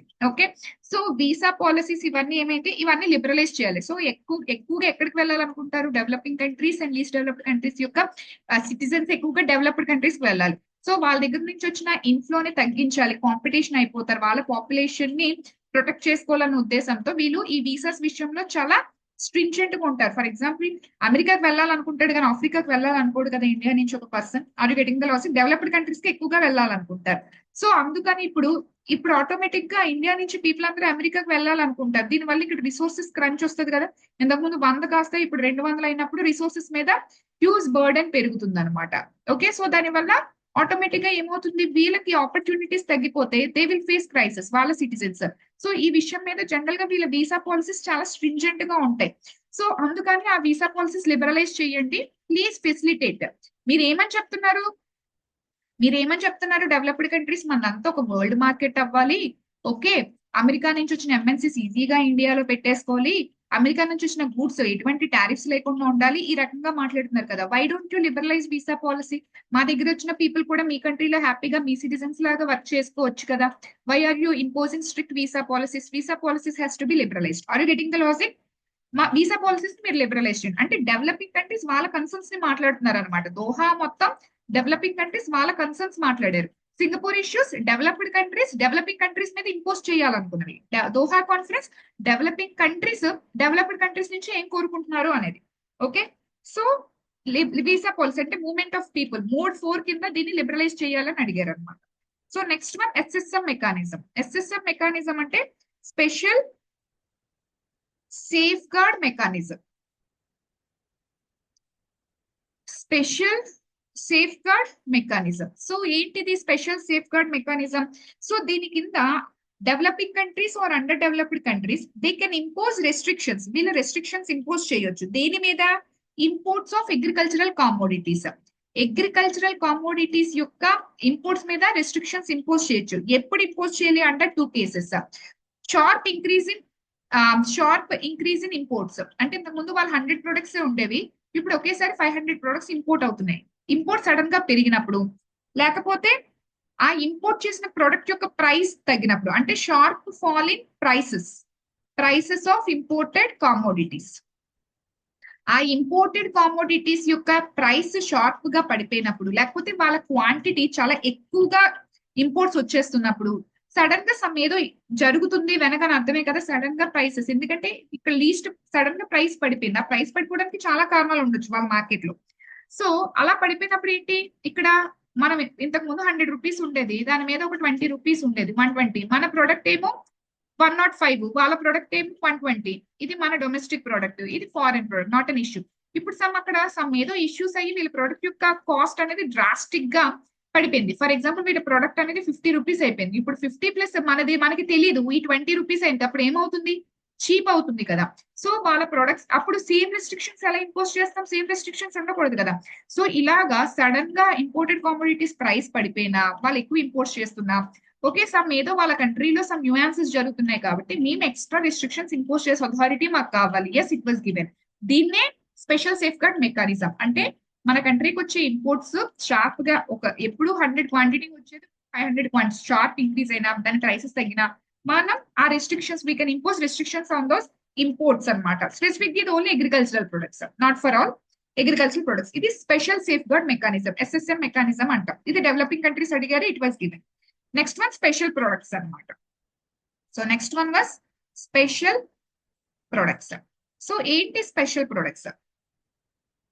స్పెషల్ ప్రొడక్ట్స్ అంటే యాక్చువల్ గా దీని కింద ఇది కూడా డెవలపింగ్ కంట్రీస్ కే. ఇంతకు ముందు చెప్పిన SSM mechanism, special safeguard mechanism కూడా డెవలపింగ్ కంట్రీస్ కే, అండ్ ఇది కూడా డెవలపింగ్ కంట్రీస్ కే. ఇప్పుడు ఈ డెవలపింగ్ కంట్రీస్ ఏంటంటే they can specify certain products as special products. వాళ్ళు కొన్ని ప్రొడక్ట్స్ ని స్పెషల్ ప్రొడక్ట్స్ కింద స్పెసిఫై చేయొచ్చు అనమాట. ఎందుకు? ఆ పర్టికులర్ స్పెషల్ ప్రొడక్ట్స్ ఏవైతే ఉన్నాయో they will restrict their imports. ఆ స్పెషల్ ప్రొడక్ట్స్ ని ఎట్టి పరిస్థితులు ఇంపోర్ట్ చేయించుకోలేరు. ఎందుకు ఇంపోర్ట్ చేయించరు? To protect their domestic industry. వాళ్ళ డొమెస్టిక్ ఇండస్ట్రీని ప్రొటెక్ట్ చేసుకోవడానికి అవ్వచ్చు, లేకపోతే వాళ్ళ యొక్క రూరల్ ఇండస్ట్రీని, ఎంఎస్ఎంఈస్ ని ప్రొటెక్ట్ చేసుకోవడానికి, ఓకే స్పెసిఫిక్ గా సర్టెన్ ప్రొడక్ట్స్ ని స్పెషల్ ప్రొడక్ట్స్ కింద క్లాసిఫై చేసి దే వోంట్ ఇంపోర్ట్ అనమాట. ఇంపోర్ట్ చేయించుకోనివ్వరు. ఇవన్నీ స్పెషల్ కన్సెషన్స్ కదా, ఇవే కదా నేను మీకు చెప్పాను. Okay, special and differentiated treatment కావాలి. ఓకే, మీకున్న మీలాగా మాకు సేమ్ కండిషన్స్ మీరు ఇంపోజ్ చేయకూడదు. మీరు వేరేగా ఉండాలి, మీ కండిషన్స్ మా కండిషన్స్ వేరేగా ఉండాలి. ఆల్ ఇండస్ట్రీస్ ని మేము ఒకేలా ట్రీట్ చేయలేము. Okay, we have to give positive discrimination towards our MSMEs. కాబట్టి ఇలా special safeguard mechanisms special products కింద యాక్చువల్ గా అండర్ డెవలప్డ్ కంట్రీస్ కి స్పెషల్ కన్సెషన్స్ ఇవ్వడం జరిగింది under this Doha conference. So this is all about Doha conference. మీకు ఏం అర్థం అవ్వాలంటే సింగపూర్ ఇష్యూస్ అనేది మేజర్ గా డెవలప్డ్ కంట్రీస్ మన మీద ఇన్సిస్ట్ చేయాలని చూశారు. దోహా కాన్ఫరెన్స్ మన కన్సర్న్స్ ని అడ్రస్ చేయడం కోసం మాట్లాడి most of the concerns were addressed అనమాట. అది దోహా కాన్ఫరెన్స్. దీని కింద ఇప్పుడు మనం you can now able to inter relate. మనం ఎందుకు సర్టెన్ ప్రొడక్ట్స్ ని రెస్ట్రిక్షన్స్ ఎక్కువ చేస్తాం, ఇంపోజ్ చేస్తాం, ఇది ఇప్పుడు సినారియో మీకు అర్థమై ఉంటుంది అనమాట. ఇవన్నీ కూడా మనం చేయగలుగుతున్నాం అంటే బికాస్ ఆఫ్ దోహా కాన్ఫరెన్స్ అనమాట. ఆ కాంటెక్స్ట్ లో Doha conference is very important for India, as India is a developing country. So next one వచ్చేసరికి క్యాన్ కొనేది. సో జస్ట్ ఒక 5 to 10 minutes అమ్మా, we can finish off WTO. అయిపించేద్దాం, అయిపించి mind off చేసేస్తాను class. So third important వచ్చేసరికి Cancun major గా provisions ఏమీ లేవు. కానీ నేను ఎందుకు చెప్తున్నానంటే క్యాన్ మినిస్టీరియల్ కాన్ఫరెన్స్ ఏదైతే ఉందో యాక్చువల్ గా ఇది ట్రస్ట్ బ్రేక్ అయింది అనమాట. అంటే అసలు డెవలపింగ్ కంట్రీస్ కి డెవలప్డ్ కంట్రీస్ కి మధ్య కన్సెన్సస్ రాలే, గొడవలు ఆడుకున్నారు. లైక్ మీకు ఎలా చెప్పాలి, ఓకే లైక్ మీకు 1907 లో సూరత్ బ్లడ్ విన్నారా? ఓకే, ఎక్స్ట్రీమిస్ట్ కి మోడర్నిస్ట్ కి మధ్య యాక్చువల్ గా విపరీతమైన గొడవలు, చెప్పులు ఇచ్చుకోవడమే, లాట్ ఆఫ్ ఇష్యూస్ జరిగాయి ఎక్స్ట్రీమిస్ట్ మోడర్నిస్ట్ మధ్య. ఓకే, ఇండియన్ నేషనల్ కాంగ్రెస్ లో సేమ్ అన్నమాట. డెవలప్డ్ కంట్రీస్ కి and under developed countries and least developed countries కి మధ్య గొడవలు అన్నమాట. కన్సెన్స్ కుదరలేదు. ఎందుకని? సో అండర్ డెవలప్డ్ కంట్రీస్ ఏమని అడిగారు, మీరు మీ యొక్క సబ్సిడీస్ ని కంప్లీట్ గా తగ్గించేసేయాలి, you have to eliminate your subsidies. Actual గా ఏమని మాట్లాడుకున్నాం, జనరల్ గా దే కెన్ గివ్ సబ్సిడీస్ కింద 5% of the total agriculture output value ఇవ్వచ్చు. కానీ దోహా కాన్ఫరెన్స్ కింద ఏంటి, ఇది మొత్తం తీసేసామని చెప్పామా, కాటన్ సబ్సిడీస్ ఇవ్వకూడదని చెప్పామా, ఇలా లాట్ ఆఫ్ సబ్సిడీస్ మీరు ఇవ్వకూడదని చెప్పామా, వాళ్ళు ఓకే మేము ఇవ్వమని చెప్పారు, బట్ దీనికి కంప్లై అయ్యి ఉండలేదు. ఈ సబ్సిడీస్ ని వీళ్ళు ఎలిమినేట్ చేయలేదు, ఎందుకంటే ఎలిమినేట్ చేస్తామని చెప్పారు, బట్ ఎప్పటిలోగా ఎలిమినేట్ చేస్తారు, ఆ టైం క్లాజ్ అనేది లేదు కదా, అందుకని ఎలిమినేట్ చేయలేదు. అదేంటి మీరు చేస్తానన్నారు, మీరు చెయ్యలేదు ఏంటి అని వీళ్ళు ఏమంటారు, అసలు నువ్వు దోహాలో మాట్లాడిన సింగపూర్ ఇష్యూస్ లో నేను అలా చెయ్యాలంటే మీరు ఈ 3 ఏంటి, సింగపూర్ ఇష్యూస్ లో ఫస్ట్ ఇన్వెస్ట్మెంట్ పాలసీ ఇవన్నీ మాట్లాడడం చూసారా, అవన్నీ మీరు సైన్ చేయండి, అప్పుడు మేము దీన్ని ఇంప్లిమెంట్ చేస్తామని. ఓకే, అదేంటి దానికి దీనికి సంబంధం పెడతారేంటి అని మొత్తానికి వీళ్ళిద్దరి మధ్య యుద్ధం జరిగింది అనమాట. సో మేజర్ గా ట్రస్ట్ బ్రేక్ అయిన conference. Consensus was not like like affixed అనమాట, వాళ్ళ మధ్య కన్సెన్సస్ కుదరలేదు, ట్రస్ట్ డెఫిసిట్ అయితే ఫామ్ అయిపోయింది. అందుకని కన్కన్ కాన్ఫరెన్స్ ఇంపార్టెంట్. నెక్స్ట్ వన్ వచ్చేసరికి హాంకాంగ్ కాన్ఫరెన్స్. హాంకాంగ్ కాన్ఫరెన్స్ ఎందుకు ఇంపార్టెంట్ అంటే, ఇందులో మేజర్ గా ఏంటంటే మినీ మినిస్టీరియల్ కాన్ఫరెన్సెస్ వచ్చాయి. మినీ మినిస్టీరియల్ కాన్ఫరెన్సెస్ అంటే ఇప్పుడు డబ్ల్యూటీఓలో ఉన్న అన్ని కంట్రీస్, ఒక ఫర్ ఎగ్జాంపుల్ ఒక 90 కంట్రీస్ ఉన్నాయి, 90 కంట్రీస్ మధ్య ఒకడు అవునంటాడు, ఒకడు కాదంటాడు, ఒకడు ఇలా అంటాడు అలా అంటాడు, 100 మంది ఉండేటప్పుడు ఆటోమేటిక్ గా అందరూ ఒక కన్సెన్సస్ రావడం కష్టం. ఇలాగైతే కష్టం. అసలు ఫస్ట్ డెవలప్డ్ కంట్రీస్ ని ఆ డెవలప్డ్ కంట్రీస్ లో most powerful, for example US, European Union is not a single country of course. Okay, వీళ్ళిద్దరు ఒప్పుకుంటే అందరూ ఒప్పేసుకుంటారు, వాళ్ళకి ఓకే. అలాగా ఫర్ ఎగ్జాంపుల్ డెవలపింగ్ కంట్రీస్ లో బ్రెజిల్, ఇండియా, డెవలపింగ్ కంట్రీస్ లో వీళ్ళిద్దరు ఒప్పుకుంటే అందరూ ఒప్పేసుకుంటారు. These are the leaders in developing, these are the leaders in developed. So కాబట్టి ఇలా డెవలప్ లో ఒక ఇద్దరు నలుగురు, అండర్ డెవలప్ లో ఒక ఇద్దరు నలుగురు, లీస్ట్ డెవలప్ లో ఒక ఇద్దరు నలుగురు, అలా ఒక నలుగురు ఆరుగురు, ఒక గ్రూపింగ్స్ అనమాట. G4 కింద group of 6 members, group of 8 కింద తీసుకొని వీళ్ళందరూ ఒక కన్సెన్సస్ కి వస్తే అందరూ ఒప్పుకుంటారు కదా అని హాంకాంగ్ లో మినీ మినిస్ట్రియల్ కాన్ఫరెన్సెస్ ఏర్పాటు చేశారు, అందరినీ కాకుండా. కానీ ఆ నలుగురు అయినా సరే, ఆరుగురు అయినా, ఆ 8 మంది అయినా సరే, వాళ్ళ మధ్య కొట్లాటే జరిగింది. కానీ వాళ్ళందరూ డెవలప్డ్ కంట్రీస్ అడిగినవి డెవలపింగ్ కంట్రీస్ ఒప్పుకోలేదు, డెవలపింగ్ కంట్రీస్ అడిగింది డెవలప్డ్ కంట్రీస్ ఒప్పుకోలేదు. సో మినిస్టీరియల్ కాన్ఫరెన్సెస్ కూడా సక్సెస్ అవ్వాల, నాట్ మినిస్టీరియల్, ఈ మినీ మినిస్టీరియల్ కాన్ఫరెన్సెస్ కూడా సక్సెస్ అవ్వలే. అప్పుడు the director general of WTV ఏంటంటే, అసలు మినీ మినిస్టీరియల్ కాన్ఫరెన్సెస్ సక్సెస్ అవ్వట్లేదు, how can you talk about ministerial, ఒక నలుగురు ఆరుగురే దీని మీద ఒక ఒప్పందానికి రాలేకపోతున్నారు, ఒక ఫైనల్ కన్క్లూజన్ కి రావట్లేకపోతున్నారు, అసలు అంత మరి 90-100 మెంబర్స్ మధ్య కన్సెన్సస్ వస్తుందని మీరు ఎలాగా ఆలోచిస్తున్నారు, సో అసలు మినిస్టీరియల్ కాన్ఫరెన్సెస్ గురించి మీరు ఇంకా ఆలోచించొద్దు అని చెప్పేసి ఒక టైప్ ఆఫ్ నెగిటివ్ స్టేట్మెంట్ అయితే మాత్రం ఇచ్చేయడం జరిగింది అనమాట. ఓకే, అండ్ మోర్ ఓవర్ అందుకనే ఆ తర్వాత మీకు జెనీవాలో జరిగింది నెక్స్ట్ మినిస్టీరియల్ కాన్ఫరెన్స్. అంటే ఇది వర్కౌట్ అవ్వదు అన్నట్టుగా, ఏదో ఎక్స్పెండిచర్ తగ్గించడానికి ఏదో నార్మల్ గా చేసినట్టు జెనీవాలో చేసేసారు అనమాట, ఎందుకంటే కన్సెన్సస్ రావట్లేదు అసలు. ఓకే, అండ్ అదొకటి. నెక్స్ట్ హాంకాంగ్ లో మేజర్ గా ఏంటంటే స్పెషల్ సేఫ్ గార్డ్ మెకానిజం గురించి మాట్లాడాం కదా, లైక్ ఇంపోర్ట్స్ రైజ్ అయిన క్వాంటిటీ, సడన్ గా ప్రైస్ డిక్రీజ్ అయినా, అది ఆపరేషనలైజ్ అయింది ఇప్పుడు హాంకాంగ్ లో. అది ఎప్పుడో దోహాలో మాట్లాడితే హాంకాంగ్ వచ్చేసరికి యాక్చువల్ గా దాన్ని ఇంప్లిమెంట్ చేయడం జరిగింది అనమాట. హాంకాంగ్ ఎప్పుడు 2005, దోహా ఎప్పుడు 2001. ఓకే, ఇది క్యాన్కన్ 2003, దీని తర్వాత క్యాన్కన్, దీని తర్వాత హాంకాంగ్ అనమాట. ఓకే, ఇక్కడ మాట్లాడితే ఇక్కడ ఇంప్లిమెంట్ అయింది అంటే ఆల్మోస్ట్ 4 ఇయర్స్ తర్వాత ఇంప్లిమెంట్ అవ్వడం జరిగింది అనమాట, అంతే. Okay, so next one Bali ministerial తర్వాత అన్ని జెనీవాలో జరిగే, అంత ఇంపార్టెంట్ కాదు. తర్వాత బాలి మినిస్టీరియల్ కాన్ఫరెన్స్ చెప్పాను. బాలి మినిస్టీరియల్ కాన్ఫరెన్స్ ఫస్ట్ నుంచి చెప్తున్నాను, ఏంటి ట్రేడ్, సింగపూర్ ఇష్యూస్ లో ట్రేడ్ ఫెసిలిటేషన్ మాట్లాడారా, ట్రేడ్ ఫెసిలిటేషన్ ఎక్కడ, సింగపూర్ ఇష్యూస్ అప్పుడు మాట్లాడింది, అగ్రిమెంట్ సైన్ చేసింది ఇప్పుడు ఇక్కడ బాలి మినిస్టీరియల్ కాన్ఫరెన్స్ లో సైన్ చేశారు. ఎప్పుడు అడిగే డెవలప్డ్ కంట్రీస్ దాన్ని 2013 లో వాళ్ళు సైన్ చేయడం జరిగింది. ఎందుకు సైన్ చేసింది ఇండియా, ఎందుకంటే మనం 2013 లో గుర్తుపెట్టుకోండి, ఎందుకంటే యుఎస్ సూడ్ ఇండియా. ఓకే, ఎందుకు, ఇదే ఇయర్ లో మనం national food security act of 2013 ని పాస్ చేసాం, మీకు స్టోరీ చాలా సార్లు చెప్పాను. దీని కింద మనం ఏ లాట్ ఆఫ్ సబ్సిడీస్ ఇచ్చాం. సో దాని వల్ల మనం ఏంటంటే ఏఎంఎస్ కింద ఆ క్రైటీరియాని మోర్ దెన్ 10% అంటే 10% టార్గెట్ ని దాటేసాం. సో అందుకని మనల్ని తీసుకెళ్లి డిస్ప్యూట్ సెటిల్మెంట్ బాడీలో పెడితే అప్పుడు మనం ఓకే మనం దాన్ని ఏంటంటే ఫుడ్ సెక్యూరిటీని ఎన్హాన్స్ చేస్తాం, దాన్ని మేము ఎక్స్పోర్ట్ చేయమన్న క్లాస్ తో. ఓకే అప్పుడు దాన్ని ఎందుకు ఒప్పుకుంది యుఎస్, మేము ఈ ట్రేడ్ ఫెసిలిటేషన్ అగ్రిమెంట్ ని సైన్ చేస్తామని చెప్పినప్పుడు దానికి యాక్సెప్ట్ చేయడం జరిగింది అనమాట. సో ఆ సినారియాలో బాలి మినిస్టీరియల్ కాన్ఫరెన్స్ ఇంపార్టెంట్ అనమాట. అండ్ లాస్ట్ వన్ వచ్చేసరికి ఫైనల్ గా Nairobi conference. So last one వచ్చేసరికి Nairobi conference. So Nairobi conference లో ఏంటంటే మేజర్ గా ఇందులో 2 థింగ్స్, ఎక్స్పోర్ట్ సబ్సిడీస్ కంప్లీట్ గా ఎలిమినేట్ చేసేసారు. ఎక్స్పోర్ట్ సబ్సిడీ అంటే స్పెసిఫిక్ గా ఎక్స్పోర్ట్ చేయడం కోసమే సబ్సిడీ ఇస్తారనమాట. అంటే ఆ సబ్సిడీ అందరికీ ఇవ్వరు, ఎవరైతే ఎక్స్పోర్ట్ చేద్దాం అనుకుంటారో వాళ్ళకి మాత్రమే ఆ సబ్సిడీ అనేది వర్తిస్తుంది అనమాట. ఓకే సో ఆ విధంగా ఎక్స్పోర్ట్ సబ్సిడీస్ ని కంప్లీట్ గా అబాలిష్ చేసేసారు. అది డెవలప్డ్ కంట్రీస్ అయినా డెవలపింగ్ కంట్రీస్ అయినా. Okay with immediate effect. Time period ఉంది, సి హియర్. ఫస్ట్ లో టైం పీరియడ్ లేదు కదా, తర్వాత టైం పీరియడ్స్ వచ్చాయి with immediate effect. Developed countries అవ్వచ్చు, డెవలపింగ్ కంట్రీస్ అవ్వచ్చు, they has to abolish this export subsidies by 2018. తర్వాత ఆ లూప్ హోల్స్ ఏవైతే వచ్చాయో తర్వాత విత్ స్పెసిఫిసిటీ మెన్షన్ చేయడం ట్రై చేశారు. 2018 కల్లా you have to abolish the export subsidies. అది ఏ కంట్రీ అయినా ఎక్స్పోర్ట్ సబ్సిడీని కంప్లీట్ గా అబాలిష్ చేయాలి. And US and European union వాళ్ళు ఇస్తున్న కాటన్ సబ్సిడీస్ ఏవైతే ఉన్నాయో they has to abolish it.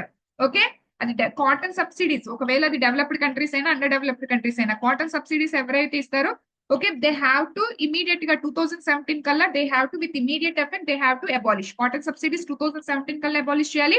Export subsidies general గా 2018 కల్లా అబాలిష్ చేయాలని చెప్పడం జరిగింది అనమాట. ఓకే అండ్ మోర్ ఓవర్ ఏంటంటే లీస్ట్ డెవలప్మెంట్ కంట్రీస్ ప్యాకేజ్ ఇచ్చారు. ఇందులో మేజర్ గా ఏంటంటే package for least development countries అనమాట. లీస్ట్ డెవలప్డ్ కంట్రీస్ ఏంట ప్యాకేజ్ ఏంటంటే ఫస్ట్ వన్ వీళ్ళకి యూనిలాటరల్ కన్సెషన్స్ అంటే డ్యూటీ ఫ్రీ. ఓకే ఎటువంటి కోటాస్ ఉండవు, కోటా ఫ్రీ, క్వాంటిటీ వరకు ఎంత ఇంపోర్ట్ చేయాలి ఎంత ఎక్స్పోర్ట్ చేయాలి ఏమి ఉండవు. So free access for the market. వాళ్ళ కంట్రీలో ఏ ప్రైస్ కు డిఫరెంట్, ఆల్ కంట్రీస్ కూడా అదే ప్రైస్ కి. సో ఇది ఫస్ట్ కన్సెషన్, ఫస్ట్ నుంచి వస్తుంది. లైక్ ఇది ఒక ఎంఎస్ఎంఈకి మనం ఎలా ఫస్ట్ నుంచి సపోర్ట్, అలా లీస్ట్ డెవలప్డ్ కంట్రీస్ కి ఫస్ట్ నుంచి సపోర్ట్ అనమాట. అండ్ వీళ్ళకి ఎల్డిసి కంట్రీకి సర్వీస్ వేవర్. అంటే ఫర్ ఎగ్జాంపుల్ మనం ఎక్స్పోర్ట్ చేస్తున్నాం service trade. Okay service trade కి కూడా మన మీద మనం ఎక్స్పోర్ట్ చేస్తున్న సర్వీసెస్, ఐటీ సర్వీసెస్ కూడా ట్యాక్స్ ఉంటుంది కదా. వీళ్ళు ఇంపోర్ట్ చేసే గూడ్స్ కే కాదు, వీళ్ళు ఎక్స్పోర్ట్ కానీ ఇంపోర్ట్ చేసుకునే ఈ సర్వీసెస్ ఏవైతే ఉంటాయో దానికి కూడా యాక్చువల్ గా ట్యాక్స్ వేవర్ అనేది ఉండడం జరుగుతుంది. ఓకే ఫర్ ఎగ్జాంపుల్ ఆఫ్రికా నుంచి సర్వీస్ వెళ్తుంది, ఇండియా నుంచి సర్వీస్ వెళ్తుంది, ఐటీ సర్వీసెస్. వీళ్ళిద్దరిలో ఎవరికి ఇంపార్టెన్స్ ఇవ్వాలి, వీళ్ళకి ఎక్కువ ఇంపార్టెన్స్ ఇవ్వాలన్నమాట. లైక్ మీకు గుర్తుందో లేదో ఇండస్ట్రీలో మీకు నేను ఒక పాయింట్ చెప్పాను, గవర్నమెంట్ కి సంబంధించిన ప్రాజెక్ట్స్ అన్నిటికి బిడ్డింగ్ ప్రాసెస్ జరుగుతున్నప్పుడు ఫర్ ఎగ్జాంపుల్ ఎంఎస్ఎంఈస్ ఒక పర్టికులర్ ప్రైస్ కోట్ చేస్తే, ఎంఎన్సీస్ పెద్ద ప్రైస్ కోట్ చేస్తే ఎంఎస్ఎంఈస్ కి ప్రాజెక్ట్ వెళ్తుంది. They will give support. వీళ్ళు 100 రూపాయలకి చేసేస్తాను అన్నాడు, వీడు 120 రూపీస్ కి చేస్తాను అన్నాడు, అయినా 120 రూపీస్ కే కొంటది గవర్నమెంట్ టు గివ్ సపోర్ట్. అలాగేంటంటే వీళ్ళ మీద వీళ్ళు కాస్ట్ ఎక్కువైనప్పటికీ లీస్ట్ డెవలప్డ్ కంట్రీస్ కి ఎక్కువ ఇంపార్టెన్స్ ఇస్తాము అని చెప్పడం అనమాట. ఓకే అండ్ మోర్ ఓవర్ ఏంటంటే preferential rules of origin. Rules of origin ఏంటి, మీకు ఈ రూల్స్ ఆఫ్ ఒరిజిన్ చాలా చాలా ఇంపార్టెంట్. ఆ పర్టికులర్ ప్రొడక్ట్ ఎక్కడి నుంచి ఒరిజిన్ అయ్యింది. ఫర్ ఎగ్జాంపుల్ మీకు మొన్న ట్రంప్ ఇండియాకి సంబంధించి టారిఫ్స్ ఇంపోజ్ చేస్తున్నప్పుడు జనరల్ గా యాపిల్ ఎక్కడది అనుకుంటాం, అమెరికాది అనుకుందాం. కానీ యాపిల్ యొక్క మేజర్ ప్రొడక్షన్ యూనిట్స్ అన్ని కూడా మీకు చైనాలోని యుఎస్ లో ఇండియాలోని ఉన్నాయి. Production in the sense assemblies units. అంటే యాపిల్ ఐఫోన్ అవ్వచ్చు, ల్యాప్టాప్ అవ్వచ్చు, దాన్ని అసెంబ్లీ చేస్తారు కదా, ఆ యూనిట్స్ అన్ని చైనా అండ్ ఇండియాలో ఉండడం జరిగింది అనమాట. యాక్చువల్ గా ఇప్పుడు ప్రొడక్ట్ ఎక్కడ ఒరిజిన్ అయ్యింది అంటే అక్కడ రా మెటీరియల్స్ అన్ని యుఎస్ లో ప్రిపేర్ అవ్వచ్చు, అక్కడ నుంచి అసెంబ్లీస్ యూనిట్స్ అవన్నీ కూడా ఇక్కడ నుంచి మళ్ళీ యుఎస్ కి ఎక్స్పోర్ట్ అవుతుంది. ఈ రకంగా ఆ ఎంఎన్సీస్ యొక్క యూనిట్స్ అనేవి డిఫరెంట్ కంట్రీస్ లో ఉంటాయి. దానివల్ల ఆ ప్రొడక్ట్ అసలు ఎక్కడ ఒరిజిన్ అయ్యింది అని చెప్పడం కష్టం. ఒరిజిన్ తో చాలా రిలేట్ అయి ఉంటుంది, టాక్సెస్ కానీ ఇలాంటివి చాలా ఇష్యూస్ ఉంటాయి. యాక్చువల్ గా ఆ ప్రొడక్ట్ ఎక్కడి నుంచి ఒరిజిన్ అయిందంటే ఏ కంట్రీ, ఆ కంట్రీ సిటిజన్ అయితే ఆ కంట్రీలోనే కదా ఆ ప్రొడక్షన్ యూనిట్ పెడతాడు. దీని రకంగా వాళ్ళు క్యాపిటల్ గెయిన్స్ ట్యాక్స్ పెట్టుకోవడం లాట్ ఆఫ్ ఇష్యూస్ ఉంటాయి టాక్సేషన్ కి. They have to complaint with the norms of that particular country, industrial norms అవ్వచ్చు, ఇన్వెస్ట్మెంట్ నార్మ్స్ అవ్వచ్చు, ఎవ్రీథింగ్. సో జనరల్ గా ఎంఎన్సీస్ ఏంటంటే అవి ఎక్కడ ఒరిజిన్ అయింది అని చెప్పేటప్పుడు జనరల్ గా చాలా మాల్ ప్రాక్టీసెస్ చేస్తారనమాట to avoid all these consequences. అయితే సో జనరల్ గా వాల్యూ ఎడిషన్, ఫర్ ఎగ్జాంపుల్ ఇక్కడ యుఎస్ ఒక మొబైల్ తయారు చేస్తుంది. ఆ మొబైల్ కి కావాల్సిన రా మెటీరియల్ మొత్తం కూడా యుఎస్ నుంచి ఉంది. అక్కడ దాన్ని అంతా లైక్ అసెంబ్లీస్ చేసింది చైనాలో, అండ్ ఫైనల్ దాని ఫినిషింగ్ ఇచ్చింది ఇండియాలో. ఇండియా నుంచి మళ్ళీ అక్కడ యుఎస్ కి ఎక్స్పోర్ట్ అవుతుంది అనుకుందాం. ఇది జరుగుతుంది యాక్చువల్ గా. ఓకే, అయితే వాల్యూ ఎడిషన్ ఎంత ఎక్కువ ఇస్తున్నారు ఇక్కడ? వాల్యూ ఎడిషన్ 10% వాల్యూ ఎడిషన్ ఇస్తున్నారు. రా మెటీరియల్ నుంచి ఒక మొబైల్ వరకు తీసుకొచ్చింది. ఇక్కడ ఒక 50% వాల్యూ ఎడిషన్ ఇస్తున్నారు. ఇక్కడ 40% వాల్యూ ఎడిషన్ ఇస్తున్నారు. సో జనరల్ గా వాల్యూ ఎడిషన్ ఎక్కడ ఎక్కువ ఇస్తే ఆ ప్రోడక్ట్ అక్కడది అని అర్థం అనమాట. సో ఇక్కడ వాల్యూ ఎడిషన్ చైనా నుంచి ఇస్తున్నారు కాబట్టి it is considered as origin of product చైనాది అని అంటారు అనమాట జనరల్ గా. ఇది నార్మల్ నార్మ్స్. అయితే ఏమంటున్నారు, ఫర్ ఎగ్జాంపుల్ ఇక్కడ ఇది లీస్ట్ డెవలప్డ్ కంట్రీ, ఇది అండర్ డెవలప్డ్ కంట్రీ అనుకోండి. దీని మీద ఇది తక్కువ వాల్యూ ఎడిషన్ ఇస్తున్నప్పటికీ కూడా ఆ కంట్రీ దీనికి ఇక్కడే ఒరిజిన్ అయ్యింది అన్న ప్రిఫరెన్స్ ఇస్తారంట. ఎందుకంటే దానికి తగ్గట్టుగా ఎంఎన్సీస్ నుంచి లాట్ ఆఫ్ బెనిఫిట్స్ వీళ్ళకి వస్తాయి టాక్సెస్ రూపంలో. లాట్ ఆఫ్ టాక్సెస్ అనేది they can able to collect అనమాట. సో మీరు డిఫరెంట్ కంట్రీస్ లో పెడతారు ఎంఎన్సీస్ వాళ్ళ యూనిట్స్ అనేవి కూడా. ఓకే, అంటే మీకు సింపుల్ గా చెప్పాలంటే ఒక పెన్ ఉంది అనుకోండి అమ్మా, పెన్ కి కావాల్సిన ప్లాస్టిక్ నువ్వు ఒక దగ్గర నుంచి ప్రొక్యూర్ చేసుకుంటున్నావు, ఇంకొక దగ్గర నుంచి. సో వీటి మొత్తాన్ని ఒక షేప్ కి ఏంటి సమ్ ఆఫ్రికాలో తయారు చేస్తున్నావు, అక్కడ నుంచి ఇండియాకి వచ్చేసరికి ఫినిషింగ్ ఇస్తున్నావు, మార్కెటింగ్ చేస్తున్నావు. అక్కడ నుంచి ఇలాగ డిఫరెంట్ డిఫరెంట్ కంట్రీస్ లో వెళ్తాయి అనమాట ప్రొడక్ట్ ప్రాసెస్ అంతా. ఎక్కడ ఒక దగ్గరే జరగదు, ఒక కంట్రీలోనే జరగదు అనమాట జనరల్ గా. ఇది టాక్సేషన్ తో రిలేటెడ్ అయ్యి ఉంటాయి ఎక్కువగా. వాళ్ళు ఎక్కువ నార్మ్స్ ని కంప్లై అవ్వకుండా, ఒక కంట్రీతో స్టిక్ అయ్యి ఉండకుండా జనరల్ గా మాల్ ప్రాక్టీస్ చేయడానికి ఇవన్నీ చేస్తూ ఉంటారు. అయితే వాల్యూ ఎడిషన్ ఎక్కడ ఎక్కువ ఇస్తే అక్కడ ఆ కంట్రీ ఒరిజిన్ అంటారు. బట్ ఇక్కడ లీస్ట్ డెవలప్డ్ కంట్రీస్ లో తక్కువ వాల్యూ ఎడిషన్ ఇచ్చినా జనరల్ గా వీళ్ళకి ఎక్కువ ఇంపార్టెన్స్ ఇస్తాము, ఆ ప్రొడక్ట్ వాళ్ళదే అన్నట్టు చెప్తాం. So that they can pay huge taxes to that particular country. దాని ద్వారాగా ఆ కంట్రీ డెవలప్ అయ్యే ఛాన్స్ అనేది ఉంటుందని ఉద్దేశంతో అనమాట. సో ఈ రకంగా లీస్ట్ డెవలప్డ్ కంట్రీస్ కి సమ్ ప్యాకేజ్ ఇవ్వడం జరిగింది అనమాట. సర్వీస్ వేవర్ విషయంలో కానీ, ప్రిఫరెన్షియల్ రూల్స్ ఆఫ్ ఒరిజిన్ కానీ, duty free, quota free, market access. So ఈ విధంగా ఎల్డీస్ కి లాట్ ఆఫ్ ప్యాకేజ్ ఇవ్వడం జరిగింది. And with immediate effect export subsidies, cotton subsidies abolish చేయాలని స్పెసిఫిక్ గా డేట్స్ మెన్షన్ చేయడం జరిగింది. అంటే వాళ్ళు ఎవాల్వ్ అయ్యారు, అక్కడ ఎక్కడ తప్పులు జరుగుతున్నాయని over a period of time వాళ్ళు తెలుసుకొని స్లోగా ఎవాల్వ్ అవుతూ స్పెసిఫిక్ టైం పీరియడ్స్ కూడా మెన్షన్ చేసుకుంటూ వచ్చారు. ఇనీషియల్ గా టైం పీరియడ్స్ లేకపోవడం వల్ల ఇష్యూస్ అయ్యాయి అనమాట. ఓకే, సో ఇప్పటి వరకు జరిగిన దాంట్లో దీస్ ఆర్ ద ఇంపార్టెంట్ అనమాట. So that is all about WTO. So I think so it's a big lecture WTO, 3 to 4 classes per day. And tomorrow ఒకసారి SEZ కాన్సెప్ట్ చెప్పేస్తాను. అండ్ ఈ లోపు మీరు హ్యూమన్ డెవలప్మెంట్ ఇండెక్స్ కంప్లీట్ చేసేసి ఉండుంటే ఆ topic అలా అక్కడితో అయిపోతుంది. చాలా చిన్నది అనమాట హ్యూమన్ డెవలప్మెంట్ ఇండెక్స్. సో దానికన్నా ముందు నేను కొంత బేసిక్స్ కూడా like what is economic growth, economic development, sustainable development, so ఈ టైప్ ఆఫ్ స్టోరీస్ నేను కొంచెం ఎక్స్ప్లెయిన్ చేశాను. సో రేపు నేను ఏం చేస్తానంటే ఈ like priority watch list current affairs ఒకటి చెప్తాను, అండ్ ఇండియా యూకే అగ్రిమెంట్ ఒకటి చెప్తాను, and more over current affairs లో ఇప్పుడు నేను క్లాస్ లో ఉండేటప్పుడు నేను చెప్తాను. After that you have to update the current affairs అనమాట. అండ్ మోర్ ఓవర్ ఏంటంటే human development index latest ranking వచ్చింది అనమాట, అది నేను అప్డేట్ చెప్పేసి. And one more thing, yes okay, and ఆ చాప్టర్ ఇంకా అక్కడికి ఫినిష్ ఆఫ్ అవుతుంది అనమాట. సో తర్వాత ఏంటంటే నెక్స్ట్ అది 1 క్లాస్ లో మనం అవన్నీ ఫినిష్ ఆఫ్ చేసుకుందాం. అండ్ నెక్స్ట్ క్లాస్ లో నేను 5-year ప్లాన్స్ గురించి డీటెయిల్డ్ గా చెప్తాం. సో 5-year ప్లాన్స్ గురించి మీకు డీటెయిల్డ్ గా కావాలంటే first you have to know objectives of economic planning అది. సో ఇది మీరేం చేయాలంటే you have to come, okay, ఇది కంప్లీట్ చేసుకొని రావాలి. ఓకే, సో అది నేను పోస్ట్ చేస్తాను, అది మీరు కంప్లీట్ చేసుకొని రాగలగాలన్నమాట. అప్పుడు ఏం చదవాలనేది నేను చెప్తాను. Okay, yes, so okay, so for today that's all for today. Economic 5-year plans నేను డీటెయిల్డ్ గా డిస్కస్ చేస్తాను, ఒక ఓరియంటేషన్ వస్తుంది. దానికన్నా ముందు ఎకనామిక్ ప్లానింగ్ ఆబ్జెక్టివ్స్ చదవాలి, ఒక్కటి చిన్న టాపిక్, అది చదువుకొని వస్తే అది నేను ఏం చదవాలి, ఎలా చదవాలి చెప్తాను. అప్పుడు 5 years ప్లాన్స్, దాంతో ఎకనామిక్ ప్లానింగ్ రిఫార్మ్స్ కూడా అయిపోతుంది. ఇంకా మహా అయితే పోవర్టీకి సంబంధించిన ఇష్యూస్, అన్ఎంప్లాయ్మెంట్ కి సంబంధించిన issues, rural development, urban development, and తర్వాత AP reorganisation act. See here, AP reorganisation act లో మీకు సిలబస్ చూస్తే భారతం అంత ఉంది కానీ అందులో ఏమీ లేదు. ఓకే, అది ఓన్లీ ఎకనామిక్ స్పెసిఫిక్ గా మాట్లాడారు యాక్చువల్ గా. సో నేను అక్కడ పాలిటీ డొమైన్ లో అన్ని మాట్లాడు, లైక్ ఎన్ని షెడ్యూల్స్ వచ్చాయి ఏంటి అవేమీ నేను మాట్లాడు. ఫర్ ఎగ్జాంపుల్ మనకి స్టీల్ ప్లాంట్ విషయం, okay, so Kadapa steel plant, కడపలో స్టీల్ ప్లాంట్ అనేది పెట్టాలి అనేది మనకి 2014 ఏపీ బైఫర్కేషన్ లో మాట్లాడారు. బట్ ఇప్పుడు వరకు అది పెట్టలేకపోయారు. ఓకే, సో అంతే. ఎందుకు ఎందుకు అంటే సో జనరల్ గా రిసోర్సెస్ అని అంటే నేను అక్కడ అసెట్స్ లైబిలిటీస్ ఇవన్నీ మాట్లాడతా. అంటే మనకి పబ్లిక్ సెక్టర్ ఎంటర్ప్రైజెస్ నుంచి ఎంత ఆస్తి వస్తుంది, వాళ్ళకి ఎంత వెళ్ళి, తెలంగాణకి ఎంత, ఇండియాకి ఎంత వెళ్ళాలి, ఇండియాకి ఆంధ్రప్రదేశ్ కి రాలేకపోయింది, ఇప్పటికీ రాలేదు. అవన్నీ ఆ పెద్దలా ఉంది కానీ అట్స్ మోర్ 3 to 4 క్లాసెస్ లో అయిపోతుంది ఏపీ రీఆర్గనైజేషన్స్. ఎకానమీ స్పెసిఫిక్ గా నేను చెప్తున్నా. బట్ మోర్ ఆర్ లెస్ ఆ పర్టికులర్ టాపిక్ కూడా మీరు కరెంట్ అఫైర్స్ లో, ఫర్ ఎగ్జాంపుల్ ఇప్పుడు పోలవరం ప్రాజెక్ట్ గురించి ఏదైనా న్యూస్ వచ్చింది అనుకోండి, పోలవరం ప్రాజెక్ట్ మీద మహా అయితే ఇంకొక చిన్న లైన్ యాడ్ ఆన్ అవుతుంది అంతే, అది అప్డేట్ చేసుకోవాలన్నమాట. కడప స్టీల్ ప్లాంట్ గురించి ఏదైనా ఎన్విరాన్మెంట్ క్లియరెన్స్ వచ్చింది అంతే. ఫర్ ఎగ్జాంపుల్ సర్టెన్ అమౌంట్ మనకి సెంటర్ నుంచి ఏదైనా అసిస్టెన్స్ వచ్చింది అనుకోండి అంతే. అంతకు మించి ఆ పర్టికులర్ మీద క్వశ్చన్స్ పడుతూ ఉంటాయి అనమాట. So more or less AP reorganisation economy specific గా ఇట్స్ మోర్ ఆర్ లెస్ నాకు తెలిసి 3 to 4 క్లాసెస్ కూడా పడవనుకుంటా. అది మొత్తం ఏంటంటే ఒక్కొక్క వర్డ్ ని స్పెసిఫిక్ గా డిస్క్రీట్ గా మాట్లాడాడు. బట్ అదంతా ఒకటే, చాలా సింపుల్ టాపిక్ అనమాట. అక్కడ నేను ఇండస్ట్రీస్ కన్సర్న్ చెప్తాను మేజర్ గా. And more over Visakhapatnam railway zone కింద ఎందుకు వాళ్ళు డిమాండ్ చేస్తారు, ఈ పర్టికులర్ ఆస్పెక్ట్స్ లో నేను మాట్లాడుతాను. 3 to 4 క్లాసెస్ అనమాట అవన్నీ. సో దాంతో we can finish of the syllabus. చెప్పాను కదా, సో మే ఎండింగ్ వల్ల సిలబస్ అయితే మాత్రం అయిపోతుంది అనమాట. ఓకే, సో ఇంకా తర్వాత నా టాస్క్ అయిపోతుంది. You have to start your preparation. Okay, yes. So that's all for today. So bye everyone, bye by.